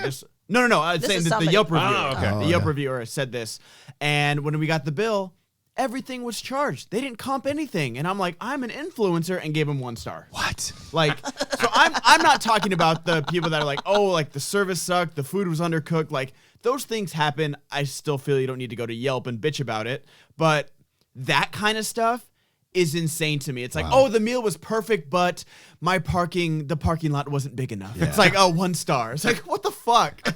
Yeah. I don't disagree with that. My Yelp review after a good meal. The meal was so good, I went home and my beard got boned. That's a good meal. She could taste the barbecue through my beard. 7 through courses. her thing. Through her doohilly. Through her cha-cha. Doohilly. Wow, that had some real gravitas to it. Hey-o. Hey-o. That's your word. Doohilly and the cha-cha. Are you going to do the stand-up again? I was going to ask you that. Are you now in New that York? I'm unemployed, Are you in New York? I don't know. I might be because I'm trying to work something out to see if Netflix will send me for a junket for the Outlaw Nation. Wow, outlet. throwing The a lot fledgling at us. Outlaw Nation Oh my outlet. God, that's huge. If I can go, then I will find a way to cover it through the business. This staying weekend? An extra night. Yes, Oh, possibly. good. Okay. I'm just saying. But I know you do other shows, and you've brought Ken and Josh with you. So if you're interested, I'd like to have that conversation down the road. Sorry to interrupt, guys. We have Brad Gilmore on the phone. no, the thank votes. you. No, thanks. Let me Thank make God. sure. Right before I had to publicly commit a set to Rocha, Brad Gilmore here to rescue me. Well, yeah, we should talk. Let's go to the phones, actually. Can you grow a beard? You can. 5 minutes is yours if you're there. Brad, you there? Done. All right. Keep talking, guys. Let me figure out this Okay. Bluetooth thing. 'cause I have to say, I'm super excited about the show because I have family coming in to see it, all my East Coast family. And it's my family. The first joke I ever told was when I was 6 years old. And it was a joke that I came up with. And it was because this group of people is so fun. Like, my uncle was in this horrible accident. And he lost a leg and he lost a finger, and he just like the way he dealt with life after that, like he was just like he used to wrap up his fake finger in Christmas presents and like give it to me. He'd be like cooking out on the grill and like he'd put his finger in a hot dog bun and like he was just so funny. And I remember like it was just like such a moment. Like I had made this joke because like one of the relatives had died. Like one of the older relatives had died while we were all on the Jersey Shore. And I remember like the air changed when they got the news. And I was like, this isn't how this family feels. And so like I made a joke and cut the tension. Oh, there he is. Wow. And they're going to be there to see it, which I'm so happy about. Nice. And I have a kid that I used to teach. Bo, are you flying there? in from China. I'm here. Oh, there he is. Perfect time for Kate to done with the story. Boat, how you doing? You got Rocha, Mulligan, and Ellis. Hi, What's Brad. going on, everybody? Y'all What's hear going me? on? Yes. What's going on, Boat? Brad, we can hear you. Do you have all of your limbs? I have most of them. Bang I a would say trash can if you can hear us. 99%. Brad, we were just You know, talking. Oh. hey, you know what's funny about that, Ben? Other than nothing, is we still want we're the world champions. You can't take it away from us. The other night, Booker and I were at our. No, you can't. But the other night, Booker and I were at our radio station, ESPN Radio. And you had a little plug there, a little plug. Hey. We were over there, and on the national side of the station, there was a Dodgers pitcher doing a radio interview. He was sitting there in person, and our producer ran over to him, and from behind the producer glass, held up a trash can and just started banging the hell out of it. Oh, my God. It was phenomenal. And then Book walked in, and I'm like, "Hey, Book, there's a Dodgers pitcher right over there. He's in the booth right now."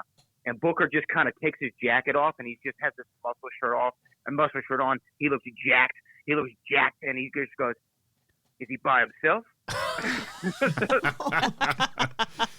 Well, Brad, Book. I will tell you this quickly about the Houston Astros because I know you got a big announcement. I think that as bad as it is, I think there's a reason why you don't see a lot of other teams or players squawking more. Yeah. Is because I think that every team has skeletons, maybe not to the level of the Astros, but I think there's a reason why you don't see people other than pitchers. Pitchers are the only ones that are out there on social media like, you cheated. It's like pitchers and David Freese. Those are the only people that are saying public things. Right. But if we move away from cheating and move away to something else, I'm excited for the announcement that I think is coming because I have a little bit of insight into it. Is that correct? That is correct. But before I even get to it, can I say one other thing? What has the SEN/Schmoedown audience been predisposed to? Because when I said I'm making an announcement, they're like, "Oh, he's leaving the show." Yes. Brad's leaving. Yeah. That's all it is. That's all. That's all. That's, People retire left and right in the Schmoedown in the last 2 years, so people have become fans have become ready for it. They want to prepare themselves mentally and emotionally for it. Well, it's like it went. Christian was leaving Collider. Emma's leaving this. Luke Kuechly's retiring from the NFL. Yeah. Everyone's leaving. Christian's not here today because he has a big announcement tomorrow. That's right. That's what we call a tease in the industry. I'm just fucking with them. Brad, wait, I also have to say before you give this announcement, we were just talking about your very prophetic tweet. Oh, yeah. About Conor McGregor. About McGregor. Oh, I did call that. You called it, bro. Yeah. And everybody was like, cowboy. Well, yeah, that's because most people are idiots. Well, no, here's the thing. People pick with their – and I get this. Look, Conor McGregor's been a really controversial figure, and you feel one way or another about him. And I think 99% of people pick fights based on emotion. And I can understand why people wanted Conor McGregor to lose.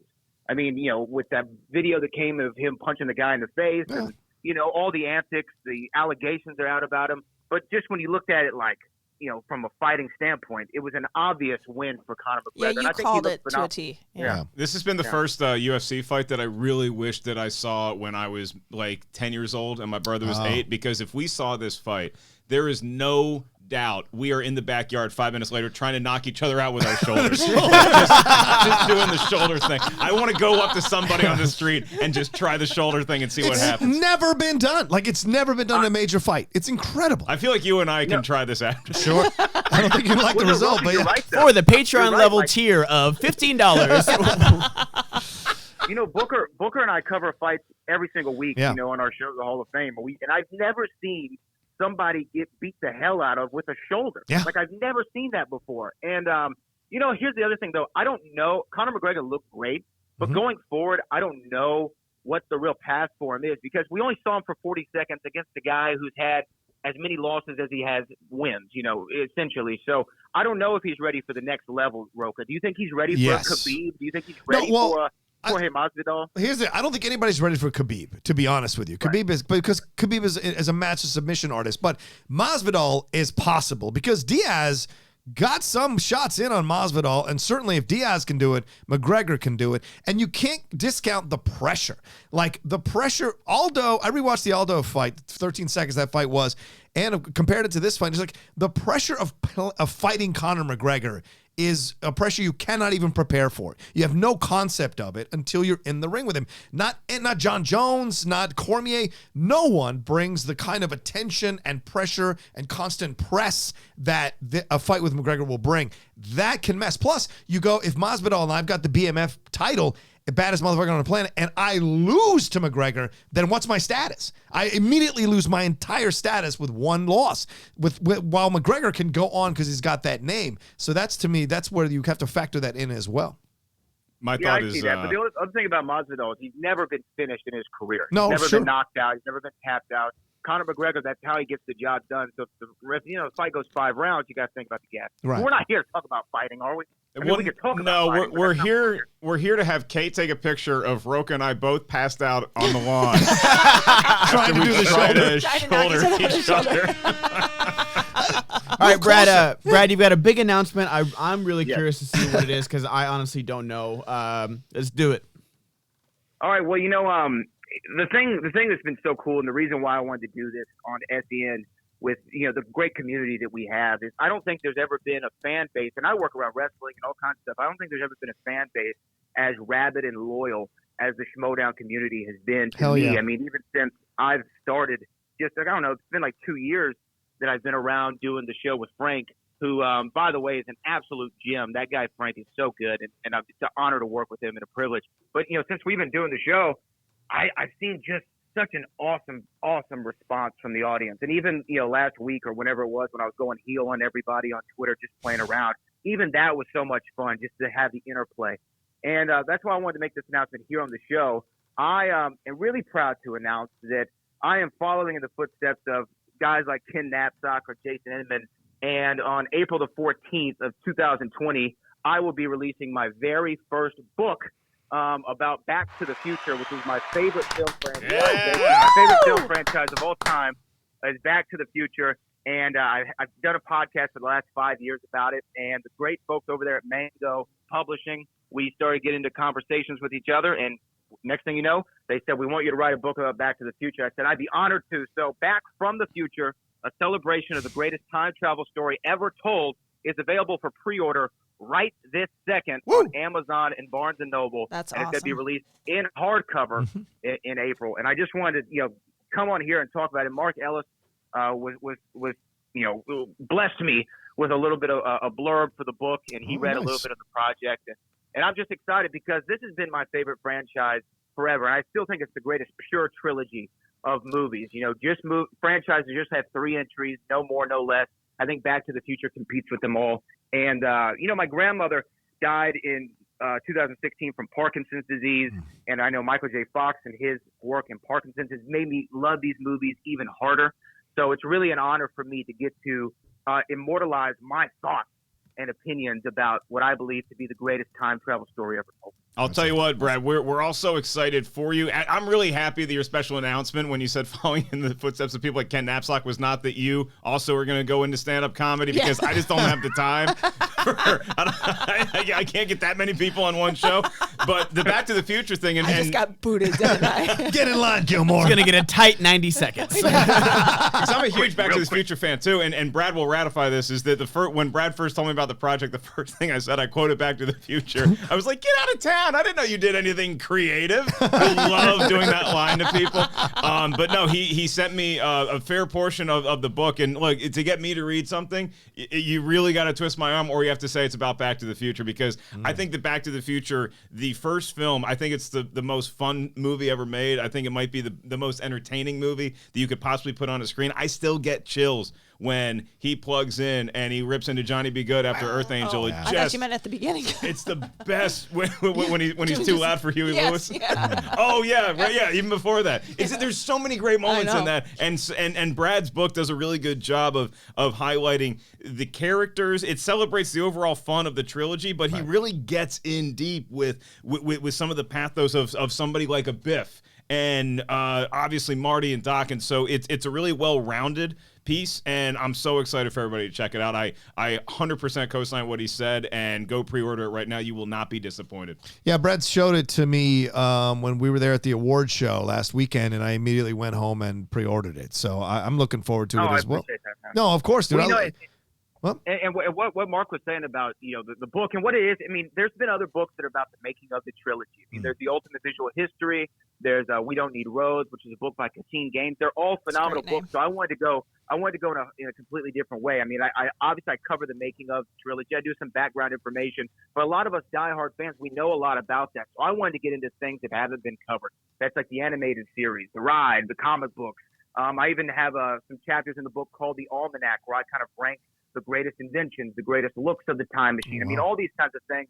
And one of the chapters that I'm most proud of is a chapter called American Time Story, Old Man Biff, where there was a deleted scene in Back to the Future Part 2 that was cut out. And I think that it was one of the worst cuts in cinematic history, and it could have changed the entire franchise if they would have left it in. And I kind of go in deep on that as well. So there's fan theories, there's lists, there's behind-the-scenes information. And, I've hosted the Back to the Future podcast for the last 5 years, and I've talked to everyone from Crispin Glover to Claudia Wells, who played Jennifer bet that Parker. wasn't weird at all. It was very strange in some ways, but he's great. I mean, it was great to have him on. Jeffrey Wiseman, who was the guy who replaced Crispin Glover in parts 2 and 3, I've had him on. You talked about Marvin Berry, Harry Waters Jr., who sang Earth Angel in the film. I've had all these people on, and I've gotten to know the community over the last 5 years. So it's just so awesome to write a book about Back to the Future. I mean, here I am. I was born after all 3 movies were released. I don't mean to make you feel even older, Rocha, but I feel like you didn't need to drop that.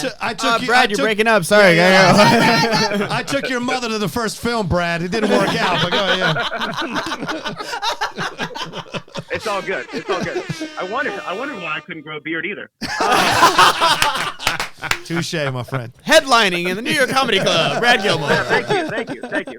No, but I'm just so excited. Like I said, I mean, for me to do anything to tie myself to this franchise in any way is just like beyond my wildest imagination. And I never thought that I would write a book, let alone I never thought I'd be hosting an after show about a movie trivia competition. So you don't know where this crazy life's going to take you, but I'm just so happy that I have people like all of y'all over there who've been so supportive of me, and Christian who's given me such a great platform.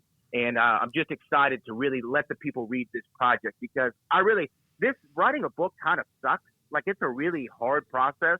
So I'm happy that we're now in like the final stages to where people can start to pre-order it. And then in a couple months, hardcover edition comes out, because in July, it's the 35th anniversary of the release of the first film. Right. So it's kind of good timing for everything. Yeah, Knapsack talked about it when he was doing the Star Wars book, how much of a chore it was to write that thing. And you have to make yourself, because you have to hit a deadline, you have to do all these kinds of things, how much effort it actually takes. Writing it's the hardest part of my job as a comic. It's the toughest thing is actually because you'll be driving around and just have funny thoughts pop in your head sometimes, but to actually sit down and continue the craft, because it does unlock a side of your brain if you continue to do it every day. I have this project that I have a deadline for on Thursday that I have to write a bunch of stuff for, and it's like me writing anything, it's like James Caan writing In Misery halfway through the movie after he's had his legs clubbed and he's not being fed anything, and Annie's turned and he's just on a typewriter and he doesn't even have, the end doesn't work, and it's like, that's how I feel writing all the time. So for Brad to be able to crank this thing out, Kate, let me ask you a question while we have Brad on the horn. Yes. Just about Back to the Future. Is your family, because it was a big movie in my family, like when we were little kids. Yeah. Are your kids of Back to the Future age yet? No, not yet. Well, I don't know, because I've definitely let my 4.5-year-old watch The Mandalorian. So my judgment's questionable. By the way, Brad, I need you to know my parents' real names. This is, honest to God, I'm not making this up. My parents are George and Lorraine. No, that can't be true. I swear to God, George and Lorraine Mulligan, but I swear to God. So we were a huge Back to the Future family. Did they meet at a fish under the sea dance? They did, basically. They basically a rhythmic did. ceremonial ritual. They met each other in high school. But well done, Brad. Anyway, but yeah, no, I was a definite Back to the Future. This is gonna be controversial, Brad. You're talking to Brad. I thought you were gonna say your dad's name is Booker. Yeah. Yeah. My dad's name is Booker. My mom's name is T. I don't love the third. Sorry, yeah. I'm sorry I said it, Brad. See, a lot of people say that. Boat. A lot of people say that. A lot of people say that. But when you go and you watch it, part 3 is most like the first. Like, you know, it's Marty and Doc stuck in the past, trying to find out how to get back to the future. And, you know, there's the love story in there with Mary Steenburgen. It is really fun. I think, though, it's kind of like, I don't know if y'all, how many of y'all are big Bond fans, but if you watch Casino Royale, I feel like I have to watch Quantum of Solace right after, since it picks up right there. And it's the same thing with Back to the Future 2 and 3. I have the same exact thing. You are speaking my life right now. So wait, I have to watch Back to the Future and 3. I get it. Let me ask you, what did you just, of course, hosting that podcast for 5 years, talking to all those people, being a massive fan. Did the book writing the book unlock anything new for you as a fan of the film or as a analyst of the series, of the trilogy? Absolutely. And the thing is like, I've always just been diehard on the movies. So to kind of jump into the expanded universe of the animated series, of the Back to the Future theme park ride, of even the new comic book series, which the guy who wrote Back to the Future, Bob Gale, he writes the comic book series. So there's this whole other, you know, world of Back to the Future that I really wasn't even covering that much, you know, because the animated series wasn't even released till a couple of years ago.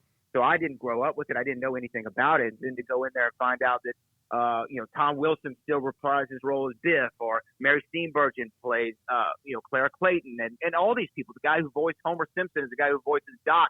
And the animated series is how we got Bill Nye the Science Guy. That's what launched his career. To find out stuff like that, I had no idea before. So yeah, it definitely unlocked more trivia and things that I was just unaware of. Brad, I just I had to look up a fact really quick, because I was talking to you and Frank after the Schmoedown Awards and draft, which, by the way, it was great being on stage with y'all during the draft. You guys crushed it. Yeah, you guys are amazing. Well, the host wasn't bad either, Kate. The host was his beard was fuckable. Here we go. So obviously everybody knows I'm a huge Van Halen fan, and I love the scene in Back to the Future where Marty is like, I got to do something that's futuristic to get George to ask Lorraine to the dance, and so he plays him from his Walkman. He plays him a tape, and it says Edward Van Halen on it. And I was always of the opinion that it's awesome, it's a great reference, but that's not actually Van Halen. It's not a Van Halen song. According to an interview in 2012 with TMZ, Eddie Van Halen confirmed that he actually did come in and record something for Back to the Future. According to Eddie, he said, yeah, it was just a bunch of noise. So I don't know, because the drums sound a little bit like Alex. So I don't know if Alex was playing drums, but that is actually, you're hearing the greatest guitar player of all time into George McFly's ears in 1955. Wow.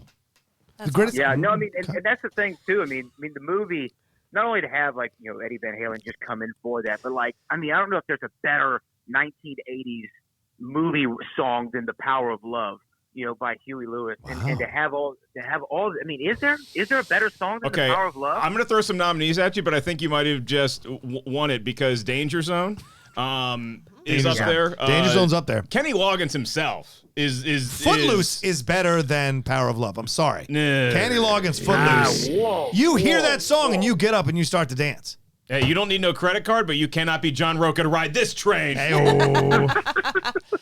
Brad, we're so happy for you. We're so proud of you, man. I cannot wait. Yeah. I'm telling everybody to pre-order the book. This book belongs on the back of your toilet right next to Ken Knapsack's Why We Love Star Wars. That's right. That's right. Absolutely. And you can go, like I said, pre-order it on Amazon.com, on Barnes & Noble, or you can go to backfromthefuturebook.com and check out new episodes of the podcast are coming this week. We're going to have a fun episode coming up with Kevin Smets, where we recast Back to the Future for a new generation. So it's going to be pretty fun. So, yeah, y'all got to check it out. And thank you so much for the time. I appreciate you all. I love you all. And I think I'm going to be seeing some of you in Atlanta.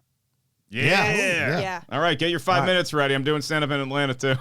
Type 5 coming up. Type 5. All right, thanks so much, Brad. Congrats, Brad. Y'all take care. Thank you. Bye-bye. I don't know why I yelled. Sorry, guys. I love that. That's so great. Everyone's getting into the writing. You writing can tell thing. how excited he is. When somebody's that jazzed about it, you're like, it's got to be good. It's a passion project. When he's repeating things. Did I tell you that I hosted a podcast about Back to the Future for 5 years? I'm going to tell you that again. I'm going to tell you. He's excited. If y'all were to sit down and pull a Knapsack or a Gilmore and write a book about a beloved franchise or specific film, what's the one that you feel like your take on it would actually be worthy of a novel? The movie I know better than anything is The Goonies. So I would buy the Mulligan take on Goonies. See, and I don't like Goonies at all. So maybe she can convince you. Read the book. Maybe. I do like, I mean, I'm a Lord of the Rings fan, but there are much more knowledgeable people than me out there. Yeah. But I would do Drive by Nicholas Winding Refn, because there's a lot of references and Easter eggs in that movie, and it's his most accessible film. But I'd love to do his whole filmography with like Neon Demon and Only God Forgives. Like, he's made some really good movies that people just kind of seem to gloss over, but I like it a lot. We were trying to find some fun answers, Brad. Yeah. Or Ben, whatever. Okay. We're trying to find some funny answers. Oh, you guys have the same haircut. What was that? You guys have the same haircut. I'm sorry. I was going to say, his book is going to have to compete with my book about the first 5 minutes of Drive, which I love. Oh, yeah. I love. He's listening to the Clippers game, then he's got to go get a fast getaway. Man, the first 20 minutes of John Wick 3, like that's a book right there. That's a book. So what's your book about, Outlaw? I don't know. I have a feeling you're going to do the Leone trilogy, or the something in the Old West that features Mr. Eastwood prominently. I would love to do a book about the Searchers. That's my favorite Western this side of Unforgiven. And I think and I don't know if there's ever been an incredible amount of books that have been written about that particular Western. And that's one of my, it has so much to say of when it came out. And he's a racist anti-hero, but somehow it really works within the film for what he's trying to do. It's fantastic. You got a crew of me, Knapsack, Nathan Hamill, Mark Riley, who love Young Guns too. And PJ Campbell's another one. And so I feel like we are so competitive with each other. We would not do one book about Young Guns too. Yeah. We would each write a book about Young Guns. Your own separate treatise. It's the most. That's for sure. Alrighty, I do have to get. We are piling up with these Streamlabs. I know. So the Schmoebot is back on, guys. But I got to get through some of these Streamlabs. All right. We'll be quick. See that guy over there? Hey, SEN, thanks for providing the entertainment as I don't have MLK Day off. Rocha, I saw your IG post about Finstock Exchange. I was wondering who's that below Riley? Oh, the Barbarian, probably. Yeah. I'm it's thinking Barbarian, that too. yeah. It's the Barbarian. That's Next an question. awesome thing. Yeah. Okay, I don't know sorry. what his actual name is. Nobody knows who he is. Next question. Yeah, fair enough. Tyler Gosha. Hi, I posted the logo for the den that made on Facebook Schmoedown group. I know you already have a logo, but I wanted to make one that looked like a sports logo. Also posted the Finstock Exchange today. Hope you guys see them and what you think. I'll have to look because the den is looking good. Yeah, I don't have Facebook, but thank you. We are very encouraging of fan art here at the Schmoedown. Yeah. I saw it. It looks great. Why don't you make one for Outlaw Nation so I can do my sports show using your logo? Next. Boom. You have a sports show? I'll be on it. I will be. Really? Don't joke. Now, don't get mad at me. This is an actual username. 4th round Rocha. I respect that they created it. Yes. Much love. Much love. Don't worry, Rocha. You were a 1st round pick in my fantasy draft. That's right. How would you rate my team? Rocha, Irwin, Kanopik, Silverstreeny, Knapsack, Tim Franco, Marzonia, Gray Drake. Sorry, Ben, couldn't get you. That's a solid team, though. That is a solid team. Yeah. You got a lot of den members there. They got some questions, but yeah, it's a good team. You don't want to be paired up with Ethan Irwin? That's I the would A take team right Knapsack there. and Marzonia out, replace. That would be my thing. Very dare you. Yeah. And look, we're talking objective. I'm not talking I person. know.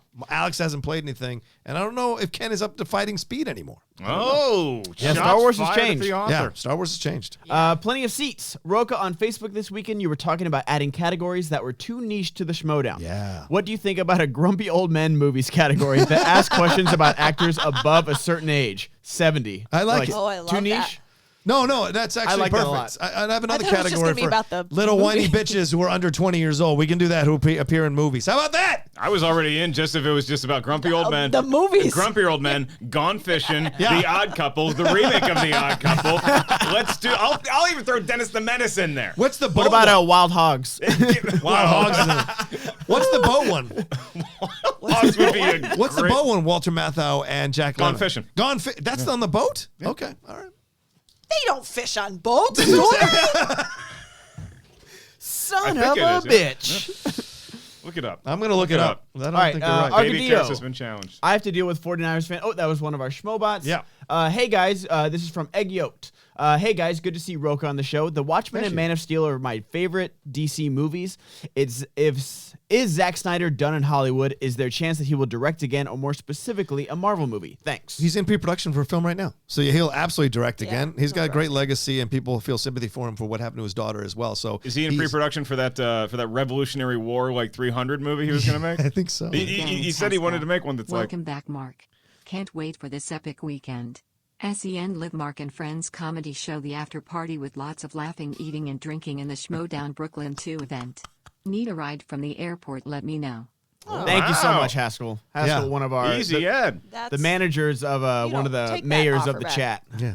Ellis, if you need a ride from the airport, let me know. Yeah, wait a minute. The fans in New York have already been too kind, but I appreciate the offer, Ed. I will be DMing you shortly. Nice. Don Stellato put in the crazy Slayer lyrics, which we all appreciated. What song? One about is it, murdering everybody. Let's see if you can get it. I'll read it so you see if you can get it. You got a fucking, Read the lyrics, yeah. You've got a fucking catheter in your brain, pissing your common sense away. When you draw first blood, you can't stop this fight. Payback. He might have got it. Let me. Is that it? Yep, you got it. Hey! Don, you just put it in too early. Much love. Much love. Brandon Buckingham, Chiefs or 49ers in the Super Bowl? Look, historically, even if you have a great offense, usually a great defense stifles it. I'm going against that for this particular Super Bowl. I think Kyle Shanahan's a great coach. Congrats to the 49ers and their fans.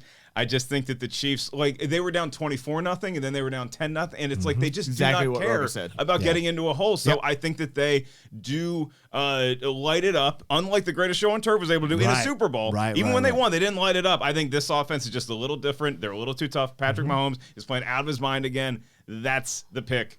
The Chefs. Yeah. I like it. I'm all about it. Out to Sea is the name of the one. Yeah. God. Get off the chat. Wow. I got payback. I'm not on the chat. I'm telling you the answer. I got the Slayer tune. He I looked looked it it up up on his phone. Yeah. Call to action. Oh, that was one of our Schmobots. Albert Weirdama. Sorry for mispronouncing that because I definitely did. Yeah, it's Albert. Which Fox acquired franchise you want to see a ride based off of in a Disney theme park? A Planet of the Apes ride could be interesting. I like that question. I'd love to see a virtual, a VR ride of Aliens. or Alien, like just like a calm ride, and then suddenly like they're all around you, like maybe Predator versus Alien, stuff like that. Predator versus Alien is great. I would do a straight Predator one out of the first Predator and make it just like it's like a very violent jungle cruise. Oh, yeah. Are there any puns? With fewer jokes, yeah. Also, you can't say Fox anymore. They took it down. Yeah, That's right. They took it all away. It's 20th Century Studios and Searchlight Pictures. Yeah. That's the official. Yeah. Happened on Friday. More Fox. Yeah. I do like that question. That's a good one. That's fun. Shout out to Albert. Yeah. Garf, Rocha, nice to see you in SEN. Royal Rumble predictions. Love you, Kate. You're the best. Oh, by the way, where's Christian? LOL. Yeah. No Christian, one knows. You guys, Christian has an announcement. I just want to know if I can say Christian's it. currently fortifying the gate, so I can't get in. By the way, in. Christian has left the building. He's only went to go get Mark. Royal Rumble predictions, Rocha? I don't know. What are the? I don't even know what the card is. To same. be honest with you, I don't think we have time. I'll look it up while we go to the next. I think these questions now it's like $25,000 pyramid. Just say pass. Pass. And you'll get to it at the end. Kaylin Rose just donated. Oh, Said, "Hey, Kate." Hi, That's Kaylin. what she said. Thank you, Love her. Kaylin. How's the babe? How's Pookie? Oh.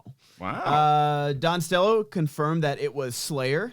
Good job, Mark. Nice. Jeff Howerton, one of the better RDJ movies that flew under the radar was Two Girls and a Guy. Your thoughts if you've seen it? I have not. Have not seen it. I look. He's had successful movies outside of the MCU, but if it's not MCU and it's not Sherlock Holmes in the last 10 years, besides Tropic Thunder, it's very understandable why Dolittle did not do what people thought. It would. Yeah. Just like the whole movie star thing, I feel like is gone. Maybe internationally, like Will Smith, like still kind of has that star power. Tom Cruise, maybe internationally. Did Dolittle do anything international? Has it come out yet? I don't think it's come out yet. I'll look that up. Because internationally, I'd be curious to see because he is a big star. Yeah. But I agree with Ben. I think that it's we're past the days of a huge star. It's about directors now again. Like the Christian's 70s. been on this hill for a long time, and I think there's certain people that will have great international box office draw here. Like I think that if Tom Cruise was not coming back for Top Gun 2, nobody cares about that movie. Right. But it's few and far between. Yeah. All right, what do we got next? Kiwi rhyme and slang. Excuse me for some fun. Rhyme and slang here to get it done. Happy MLK Day, Rocha. Bagel shout out to Kate Mulligan. Do a shout out in your manager's voice if you're able to. All the listeners overseas who get up before dawn to listen to you we read Muppets. this one. Oh, we got that one. Sorry. Yeah. That was a But I Schmoedown. forgot to do a. You did. A shout out. A shout out to every. Hey, what does Muppet mean? What does Muppet mean over there?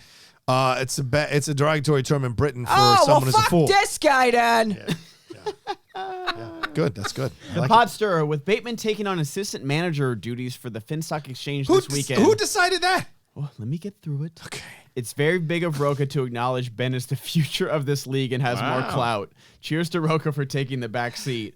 Ooh, he went Passing of the torch. balls deep in that comment. Well, listen, let him defend the belt. Then he can start talking about how he's the future of the league. Let me tell you that right now. Look, I love Ben to pieces. I think it's incredible, but we've all talked about it. It's 4 VIPs and a president. That's how it's working right now. And if Ben is there, Ben will do it. If I'm there, I will do it. A curious question.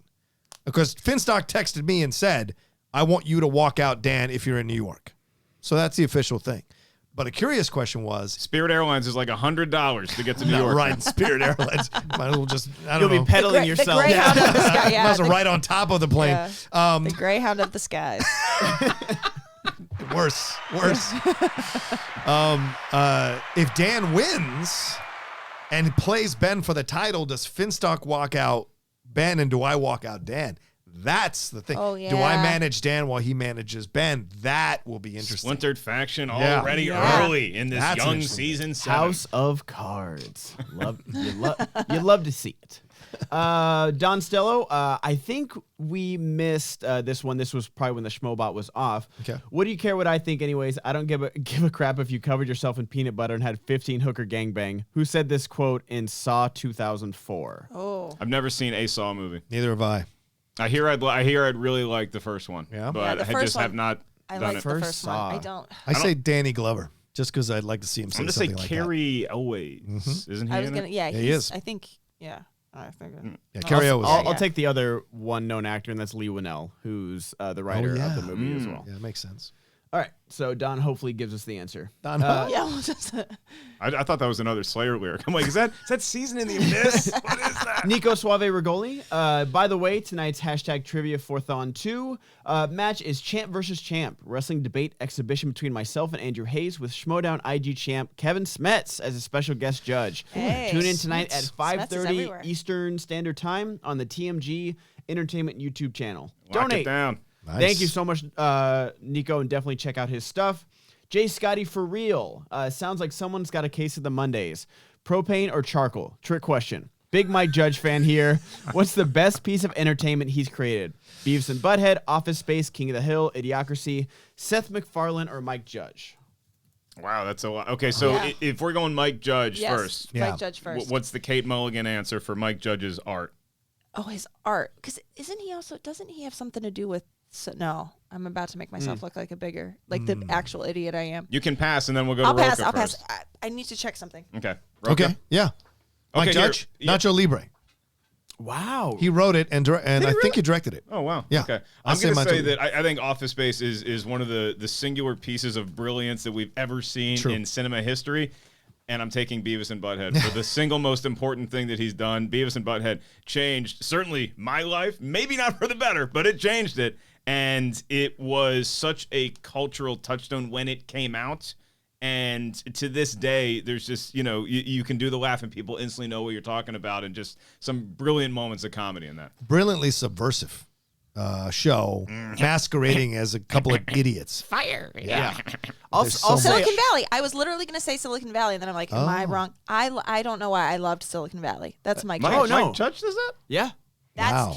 But I questioned myself, Yeah. and that's why I had to look it up. I was like, I think it's him, and I'm like, wait, the Beavis and Butthead guy. I want to did see Silicon Valley now that Kumail Nanjiani is yoked out of his fucking mind. Yeah. I want to Yeah. see them try to explain that away while he's coding on his computer, and he's just like, "Arr." Well, it's over I now. know. Is The it season- over? Yeah, the series so. is Oh, over. okay. Yeah. I didn't love it. I loved the first season. What all I say know. you, Mr. Goddard? Yeah. Office Space, definitely. Okay. Like with you can apply so many of those things to other non-officey jobs, and just Bill Lumbergh is one of the most quotable people on the planet, and so is Milton, my stapler. Yeah. Nothing beats the slow motion destruction of the printer. Yeah. That's Yeah. the best. Absolutely. King of the Hill's great too. Yeah. Yeah. Bobby? Yeah, it's God crazy damn how that was one guy, all of Bob. those. then Don was- Stello donated another Schmoebot, which it must have been muted at that time. What movie is this from? Oh no, we did get that one. I'll tell you where you might be. You might be in the room that you die in. Up until now, you simply sat in the shadows watching others live out their lives. I'm gonna go with. I'm going with not the Goonies. I'm gonna go with the I said Deep, Boiler Room. starring Jacqueline Bisset. Wow. And Nick Nolte. Nice. Is Nolte in that? Yeah. He's in that.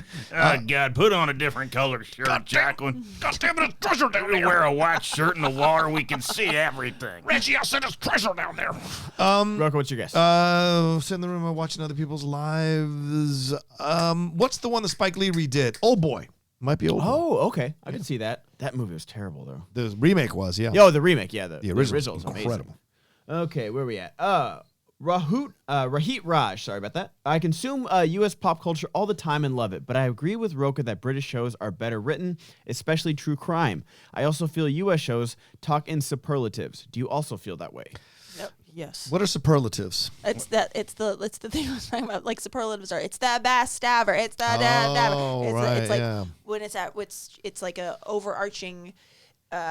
It's superlative. Yeah, Yeah, but I we're don't know. maybe 5 centuries away from ceasing to speak in superlatives. I mean, Britain's been around for centuries. We're still a relatively new country. You're giving Earth and these countries 5 more centuries? Yeah. Well, according to a certain section of people, they believe we live in millions I'm of years. hoping for 5 more weeks. I would tend to agree simply because, like, I would put the comedic genius of somebody like Rowan Atkinson above anybody. So watch an episode of Blackadder and come back and tell me what is as funny as that. Yeah. You know? And I love Seinfeld. I love Martin. I love Friends is really good. There's a lot of great American-based shows, but God, the Brits are funny, man. I also think They because really, really are. they have a limited amount of episodes and seasons that you get the best of what they can do within whatever you're watching. Yep. Right? Yeah. Fleabag. Yeah. What's a better example this year than Fleabag? Fair For point. sure. Fleabag's great. Ghost Who Walks and Jim Mason both gave us Schmoebots. Thank you very much. Thank you. Brandon Lindsay, anyone seen The Morning Show? It's really good. I feel like it got lost because it's yet another streaming service. I think more people might have watched if it was on Netflix or HBO. Yeah. It's true, but Jennifer Aniston just won for it. Yeah. So hopefully that gives it more clout. Yeah, I'm not doing the Apple TV. I'm canceling my. I have the Hulu, ESPN Plus, and Disney Plus bundle, and I think I'm just gonna. I don't watch ESPN Plus enough.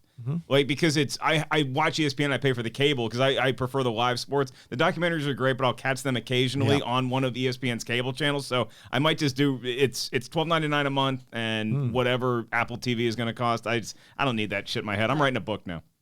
Yeah. Young Guns 2. I'm surprised like The all story of the Apple stuff is getting major praise though. The Jason Momoa one, the M. Night Shyamalan one, Haley Steinfeld. It all looks great. Yeah. It all looks It's great. just too much. Yeah. I only have It's just 2 too much eyeballs, content. Ben. I have 2 eyeballs. That's it. Wow, privileged much. I got 2 eyeballs, 8 fingers, and 1 good leg. Someone with an eye that's really mad at you right now. Don Stellato, the movie was Saw 2004. Don is all about the Saw movie. You love that Saw stuff. Yeah, all right. Nate M. I think he's trying to tell us something. Yeah, right? He'll give you a ride back from New York to the airport. What would it take to get Makuga to admit that Will Smith took half the script of Gemini Man he liked and turned it into Bad Boys for Life? Well, the fact that he didn't write it, Makuga won't have to. Joe Carnahan wrote that script, and he talked about it on Collider Live when he was on. So give props to Joe Carnahan. He's incredible. Will Smith didn't write anything.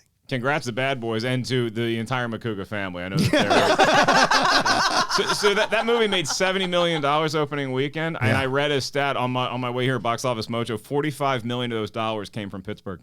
Don't you feel bad for Amanda, though? They love it. He's going to talk about it incessantly nonstop. Amanda loves it, too. Does she? Amanda, yeah. Okay. I saw it with Amanda.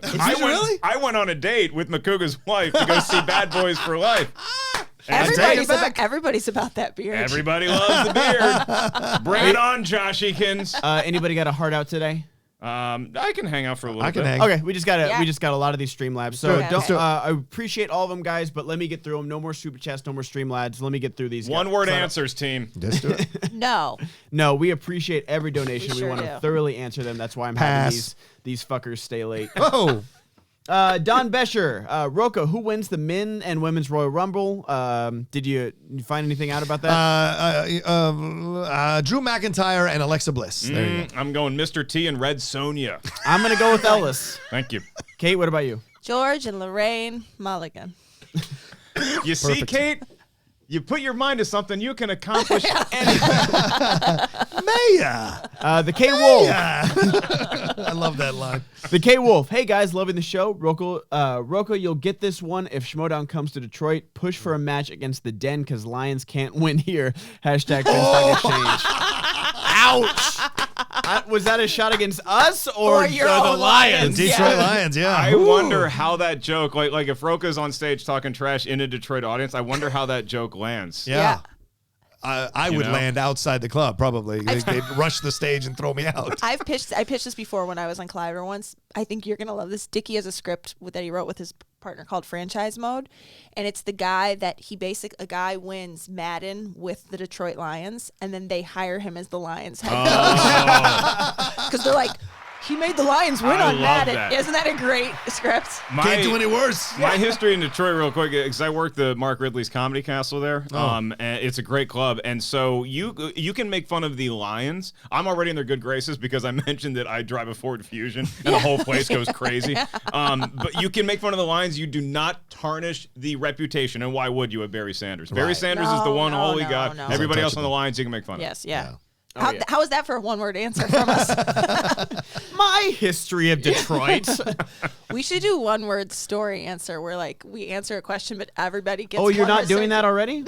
already? Where we just tell the story. It's an improv game. I'll play that game. Yes, and This he's feeling game himself. is. I'm telling you, Ben's Kate, feeling you himself. I am drafted trying this to kid. keep the show together. I know. You're doing great. You're doing People great. are loving this. Galen Shumway, Ellis, been waiting to ask top comedian specials of 2019 for you. First of all, is Chappelle, Dan Soder, Mark Ellis, and Andrew Schultz. And theirs as well. You interrupted while he was honor to be in that company. I only interrupted because I appreciate Gordon Shumway's name. That is obviously Alf. Thank you. I'm glad you were buying a pack of gum while Melmac was destroyed. There's your reference, Kate. Eating a cat. Yeah. I'd have to think about the top specials. I haven't seen a lot of them, but Chappelle's was way up there for me. Bill Burr's The Paper Tiger is way up there for me. Okay. It's good. Yeah. I'll watch that one. And Michelle Wolf had a really good one on Netflix. Shit, it was great. It's great. And my friend Eliza's Unveiled. It's like even if you're just somebody that is about to get married or because a lot of that chunk of material is about marriage, it's flawless. It is so funny what she talks about. She does one every year now. She's unreal. She's churning. You talk about somebody who can write. Yeah. Holy God, she's great. All right. Yeah, she's got a work ethic. Yeah. You're looking at me like she's got a work ethic. She's got a real work Kate's ethic. just gotta. Unlike some other people I know. You're shoving pizza Geno's East into your face. No, I was saying it to you because that's your pal. She's a hard great. worker. Yeah. GO2, as I'll be saying whenever Mark Ellis is on, hashtag Go Wolfpack, hashtag shout out to Bojangles in honor of my brother MLK's day. Black politician, activist, or performer who'd make a good biopic, casting or directing ideas. Like just randomly? Cory, I loved the Cory Booker documentaries that already came out. Brick City, and then what was the other one? But I feel like there's just something I would love to really unpack Cory Booker's love life because I feel like there's something there we just don't know. I would love it. It'd be really heavy. I think I'd prefer to see a documentary than because I think Watchmen handled it very well. The massacre that not a lot of people know about that kicks off the season of Watchmen, but I think a deep exploration into that part of American history past that just nobody knows about, or at least white people are not taught in school. That's something that definitely needs to be brought up. Or I would do a documentary on Robert Johnson, the legendary guitar player who allegedly sold his soul to the devil in order to be able to play guitar that well. There is one on Netflix. It's an hour and 20 minutes. Of Robert Johnson? Yes, it came out last year. Yep, early last year. Mark has to go. He can't stay late anymore. There, go see. It's good. Holy crap! It's so good. It's the devil. Did they interview the devil? Or? Well, the devil is interviewed. Let me tell you something. Robert Johnson. Yeah. No, well, it's the guy that did Fire many conversations. Bobby. What am I doing wasting my time with Dracula on Netflix when I can go watch the... Oh my God, why are you watching Dracula? After that third episode, I was like, F you, F everything you came about, F Dracula, I'm done. It was terrible. I turned off the third episode about 15 minutes in because I had to leave, but I think I'm just not. Yeah, you're not going to make it. Okay. Sorry, you didn't get the answer. Biopic? Maxine Waters, I think, would be phenomenal. Okay. Yeah. I don't know who you cast. I don't know where you start. I know. But that woman has been through all the wars. And to see from a woman's point of view what she's experienced, that would be incredible. I also have to give a real quick shout out to Representative Ayanna Pressley, who is a black congresswoman who just in September found out she had alopecia and she's in her 40s or whatever. And she just posted a couple days ago an incredible video of her going bald, which is like, it takes some people that will have it from when they're children on will never take their wigs off publicly. And for this woman to be so brave and do it and she said that she felt like she was letting down, she felt like her hair had been such a thing about that, little black girls all over the country were saying like, oh, my congresswoman has twists. I love seeing somebody that's got braids, and she felt like some part of her having this disease was letting down her culture. But she said, I just have to be authentically me. And it was just it just was incredible. So Ben, I know we got to jump, but give me one last thing.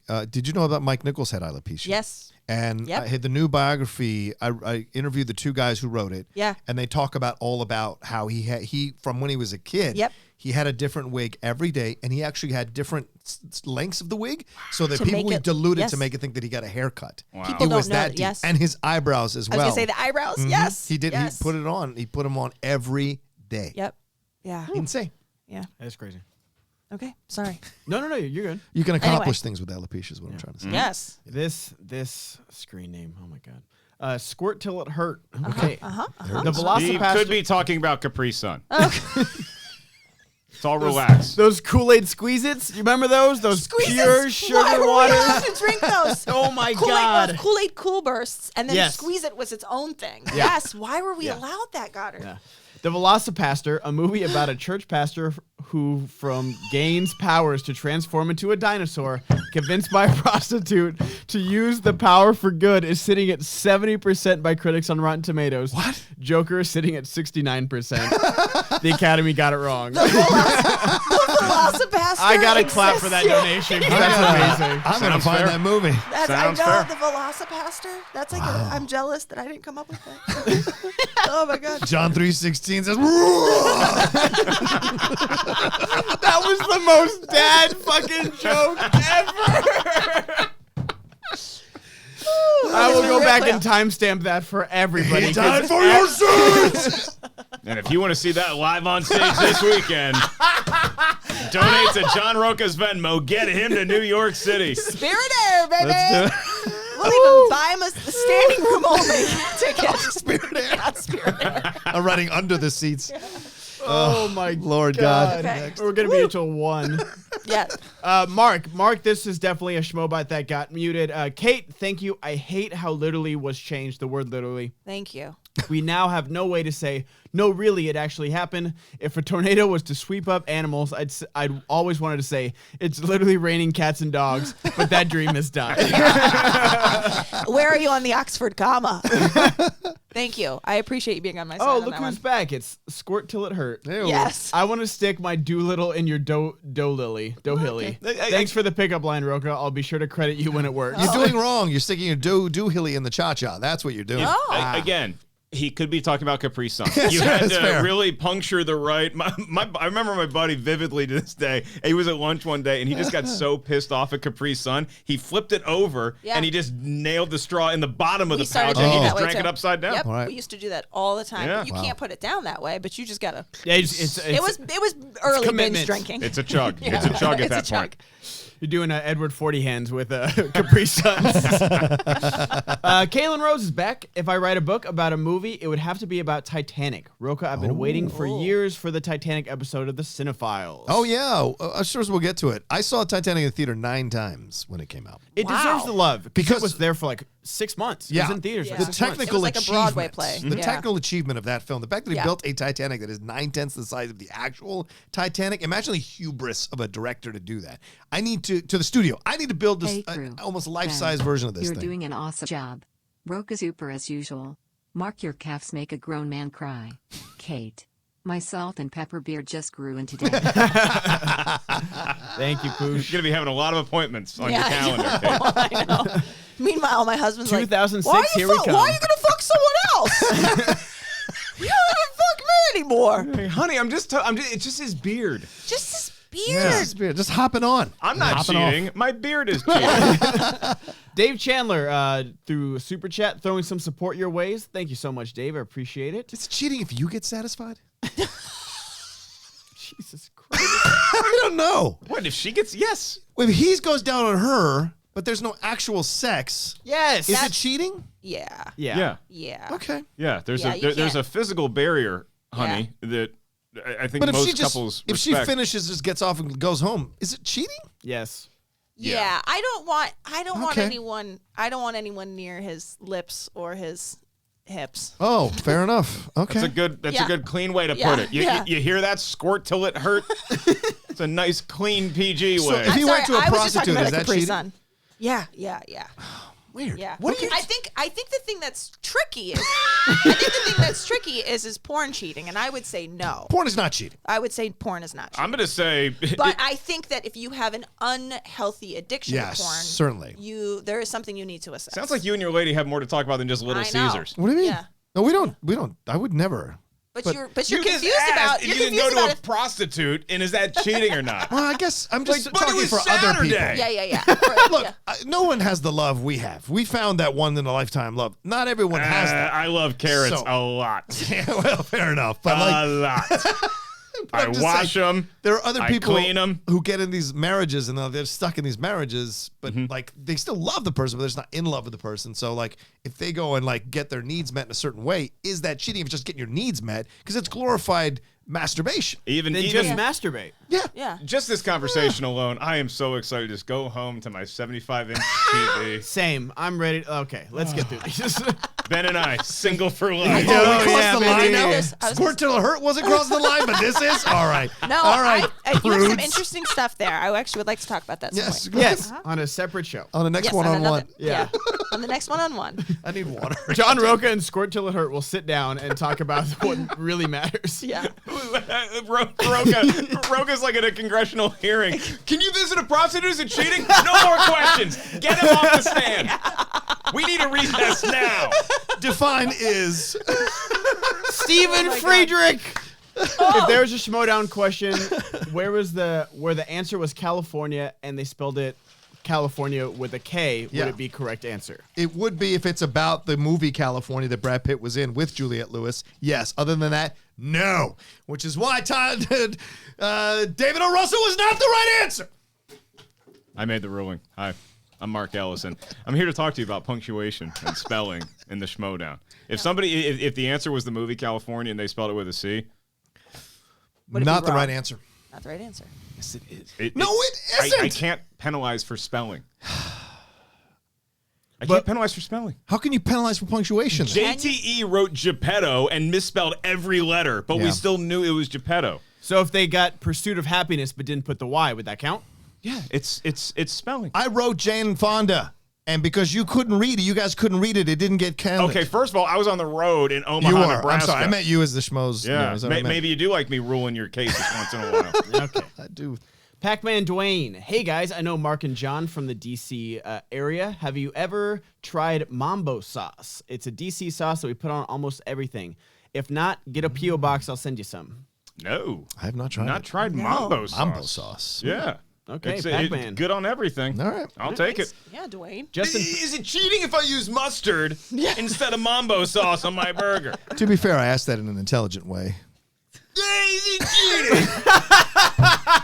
Is it cheating if I put period for David O. Russell, or do I need an apostrophe? If I don't finish, is it cheating? All right, go ahead. Justin Petrie. Ben just did a double feature of Drive, Only God Forgives. Loved these films. The interpretation symbols of these films make me love them even more. Thank you, Justin. Appreciate that. Do you have a record player at home? Yes. You do? Okay, I've got the company I worked for. Okay. I have a Drive LP for you then. Oh, awesome. Wait, Thank you so much. I thought you were going Do to you make have an extra one? I might. If you do, I would love it because Okay. I also have an LP. Oh, okay, perfect. Yeah, I Do you love have that. another one? Because I have a... Cascade is awesome. All right, give me a Yeah. Motorolin. That's Joey Moto, who works at the Schmoedown. Hey, gang. It was great to see everyone last weekend. This season's going to be nuts. Thank you, Joey. It really absolutely is. Thank you for the stage picks, brother. You made me and the beard, more importantly, look good on You stage. did look good. Christian from Denmark. Hey, guys. Great show today. Your Hey, chemistry guys. is so awesome. And Kate, you are so funny. You really add something extra to SEN. Ben, have you seen any of Refn's Danish films, the Pusher Trilogy or Bleeder? They are really good, much more gritty than Drive, etc. No, I haven't. I will need to do that because that sounds amazing. What's the Denmark accent? Makuga used to do it. Oh, really? Well, he would do Danish Harloff.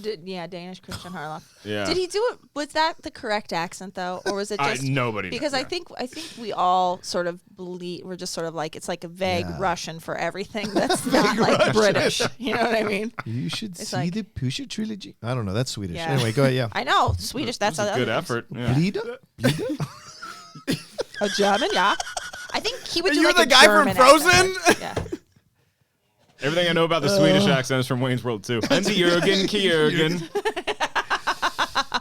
Oh, the gold God. member accent. All right, That's we are the all Dutch. done with Super Chats no. and Streamlabs, guys. So thank you so much. And Rocha, take us out. All right, well, that was another live episode of SEN Live for this lovely Monday morning. I thank all of you all for stopping by and joining us. Mad love to Brad Gilmore there in Houston for calling in. Don't forget to pre-order that book of his. Mad love to Kate Mulligan, who is here today. Kate, follow her, the Katest mom ever. She is awesome. And Mark Ellis stopped by as well. He'll write a book someday, I'm sure, but go see him do stand-up. Don't forget, live, New York, Schmoedown this weekend. 2 awesome matches. Go see these guys doing stand-up. Maybe I'll be there too. And until then, find out what that big announcement for Christian Harloff's going to be tomorrow. Join us for SEN Live. Big shout out to Ben Goddard as well for coordinating this mess. We love you, Ben, and we'll talk to you.